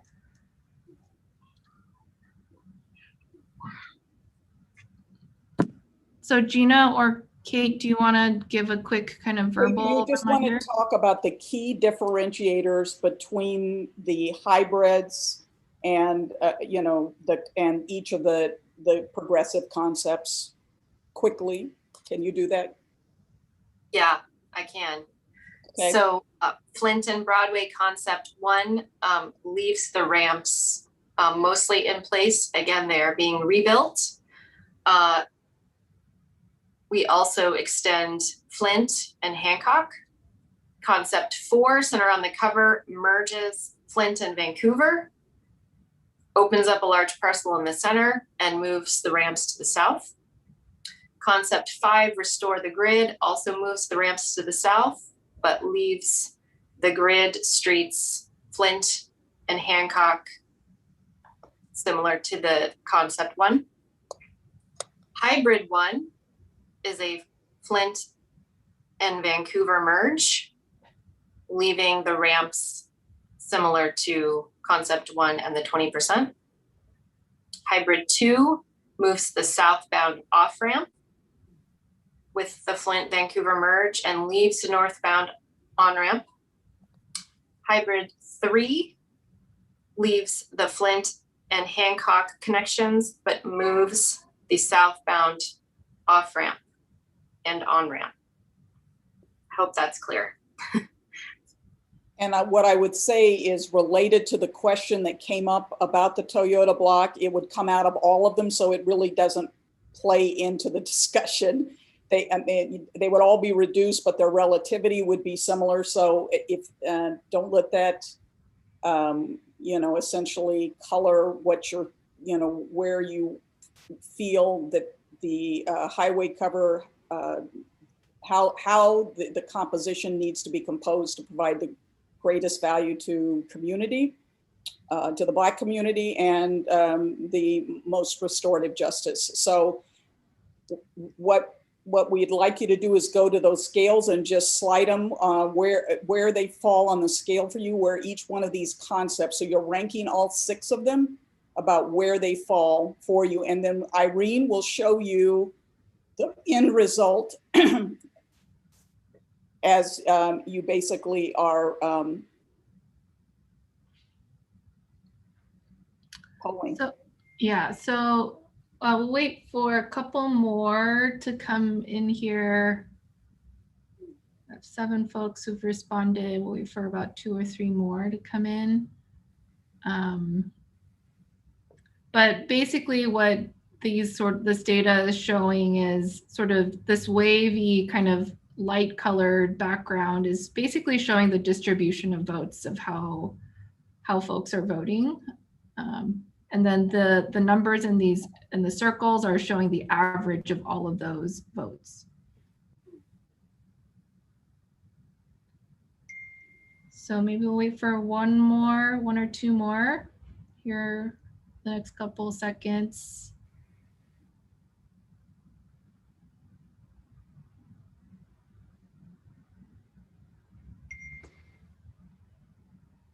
Great.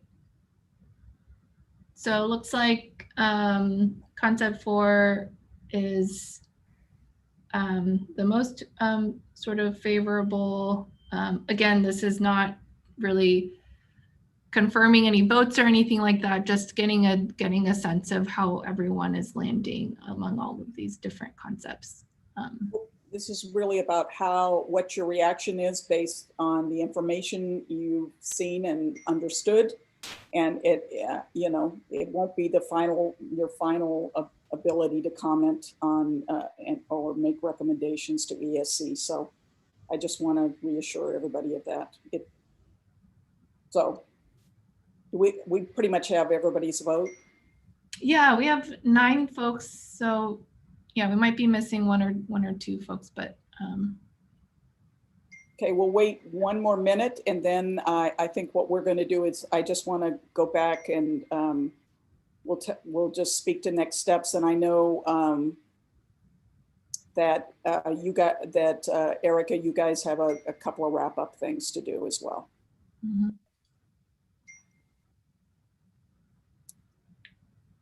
So I'll maybe like 10 more seconds. I'll do just a mental countdown and then we can go to next steps.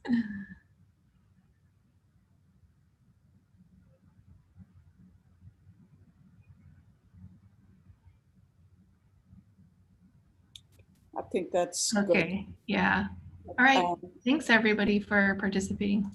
Yeah, thank you everybody for participating. I know that there are always additional questions. You know, it's very difficult to cover ground, essentially to cover all the ground that we've covered with you in these short encounters. Even though we end up with spending a lot of time in front of you to actually be able to impart quite technical information. We try to represent what we carry forward.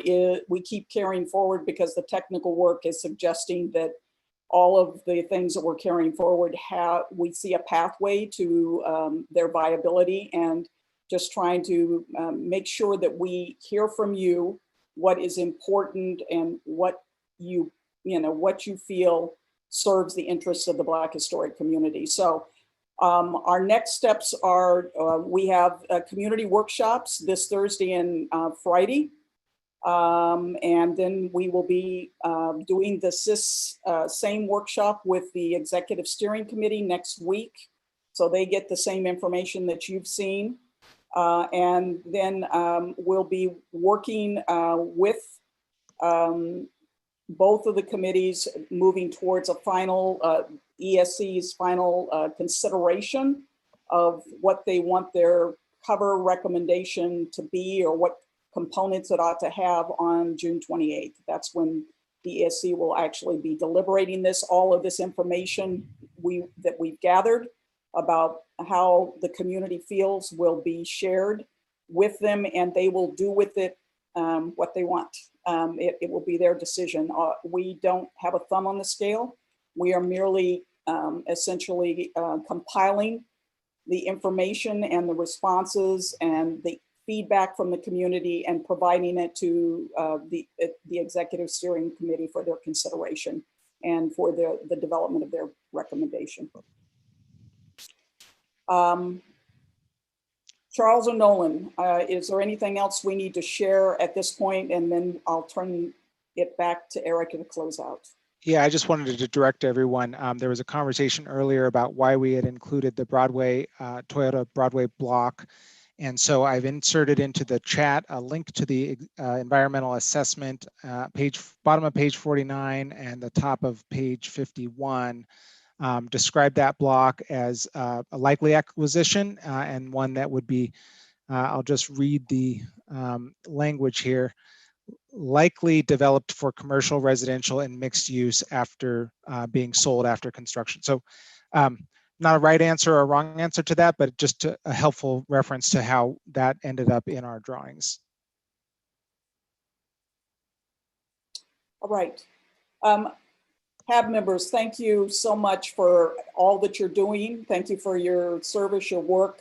Thank you for allowing us to come before you and to process what is a very complex, difficult set of decisions that you're being asked to weigh in on. And, you know, I know we don't always get all of your questions answered, but we essentially are trying to provide you with all of the information. If there are specific things that you want us to provide more information on before your next meeting, please, ask those questions and we'll respond in your accountability matrix so you have that information for your next meeting. And if I missed anybody and did not get to you, if you had your hand raised, I deeply apologize for that. We're always in a time crunch and we're always trying to race to the end of the finish line and make sure that we deliver to you everything that we know at the moment. And the other thing I would say is we will have technical analysis in all of these areas, much of which will get posted in the appendix with our online open house. Our online open house opens this Saturday, June 5th, and it'll run through June 14th. So if you want to weigh in again there where there's additional information, please feel free to do so, and send other community members that you think would want to have a say about what's next to the online open house as well. And that online is www.albinahighwaycovers.com is our website where you can access the online open house as of June 5th. Erica, thank you very much for your patience with us and for giving us the space to wrap our stuff up. I know we're a couple of minutes late, but I think we got started a few minutes late, and we appreciate your latitude and your working with us to allow us to hear from the Historic Albina Advisory Committee how they're feeling and thinking about this process. We all want to win, and we all want to work together to maximize the benefits that come back to the Black historic Albina community. And our team is certainly focused on that. That is at the center of our charge. Thank you, Gina. We appreciate your detailed presentation and your ability to articulate answers to this group. I know that they are concerned. There's a considerable amount of legacy represented here in the Historic Albina Advisory Board. And so thank you. Commissioner Hardesty, thank you so much for accepting the invitation. We appreciate your presence and your contribution to the conversation. Those of you who have additional questions, please make sure you're connecting. We'll have some opportunities to connect in one-on-ones. I want to draw your attention quickly to just a few things. The June 22nd meeting, those are in our next steps. Thank you, Natalie. This information, you all's role is so critical in this process. The ESC has mentioned in several meetings that they are looking to your direction as to what would be recommendations regarding the highway cover concepts. So let's make sure that we're connecting, answering questions so that you all have the information that you need to weigh in on that. Our meeting will be June 22nd. The June 28th meeting, the Executive Steering Committee will be discussing and hearing from the ICA team as well. And they'll be wrestling with what would be a recommendation in regards to the covers leading into that July 15th meeting. I also want to draw your attention to an email that you should have received in regards to the rebranding. We are hoping to have your responses by the end of the week. If you have not received that, please send me an email. I will make sure that that gets into your hands. Ms. Leslie, I understand that you had something you wanted to share quickly before we wrapped up. Yes, just real quickly, I appreciate everybody's time. So tomorrow night, the 3 respondents to the Williams and Russell project will be answering questions from the RFP. So if you're at all interested, they will be presenting their teams and what their vision for the site. So there's information on Prosper Portland's website, or you can shoot me an email and I can get you the information, the Eventbrite link. Thank you, Ms. Leslie. We appreciate all of that work that you all are doing in regards to re-envisioning this Albina corridor. There's so many projects, so much work being done in this area to help us bring restoration to an area that we all love and hold dear. Dr. Holt, if you would close us out, please. Absolutely. Great work tonight. Thank you, Ms. Erica, and great conversation. Appreciate the questions. And while I think Ms. Erica identified it, part of our role is to make sure that your questions get answered and that they get answered accurately and that they get answered truthfully. So part of the work that we do is to make sure that you have the information you need to make the decisions that need to be made and make the recommendations you're comfortable with. As we are working through this process, it may not feel like it, but we are making headway. And this is part of the work and the way the work is unfolding. So I want to appreciate your investment and your continued coming to the table to make a difference. Megan Channel said it earlier, ODOT's doing business differently. And part of their doing business differently is you being in this space and helping to hold the process accountable. Commissioner, great to see you. Appreciate your time and your energy and your effort tonight. It's going to take all of us to do this and do this well and do it right. So we appreciate you being willing to bring some time into this space. Everyone, please stay safe, take care of yourselves, and we will be back at this real soon. Have a good night, everybody. Thank you. Good night. Good night, all. Thank you so Good night. much. Thank you. Appreciate you. Thank you.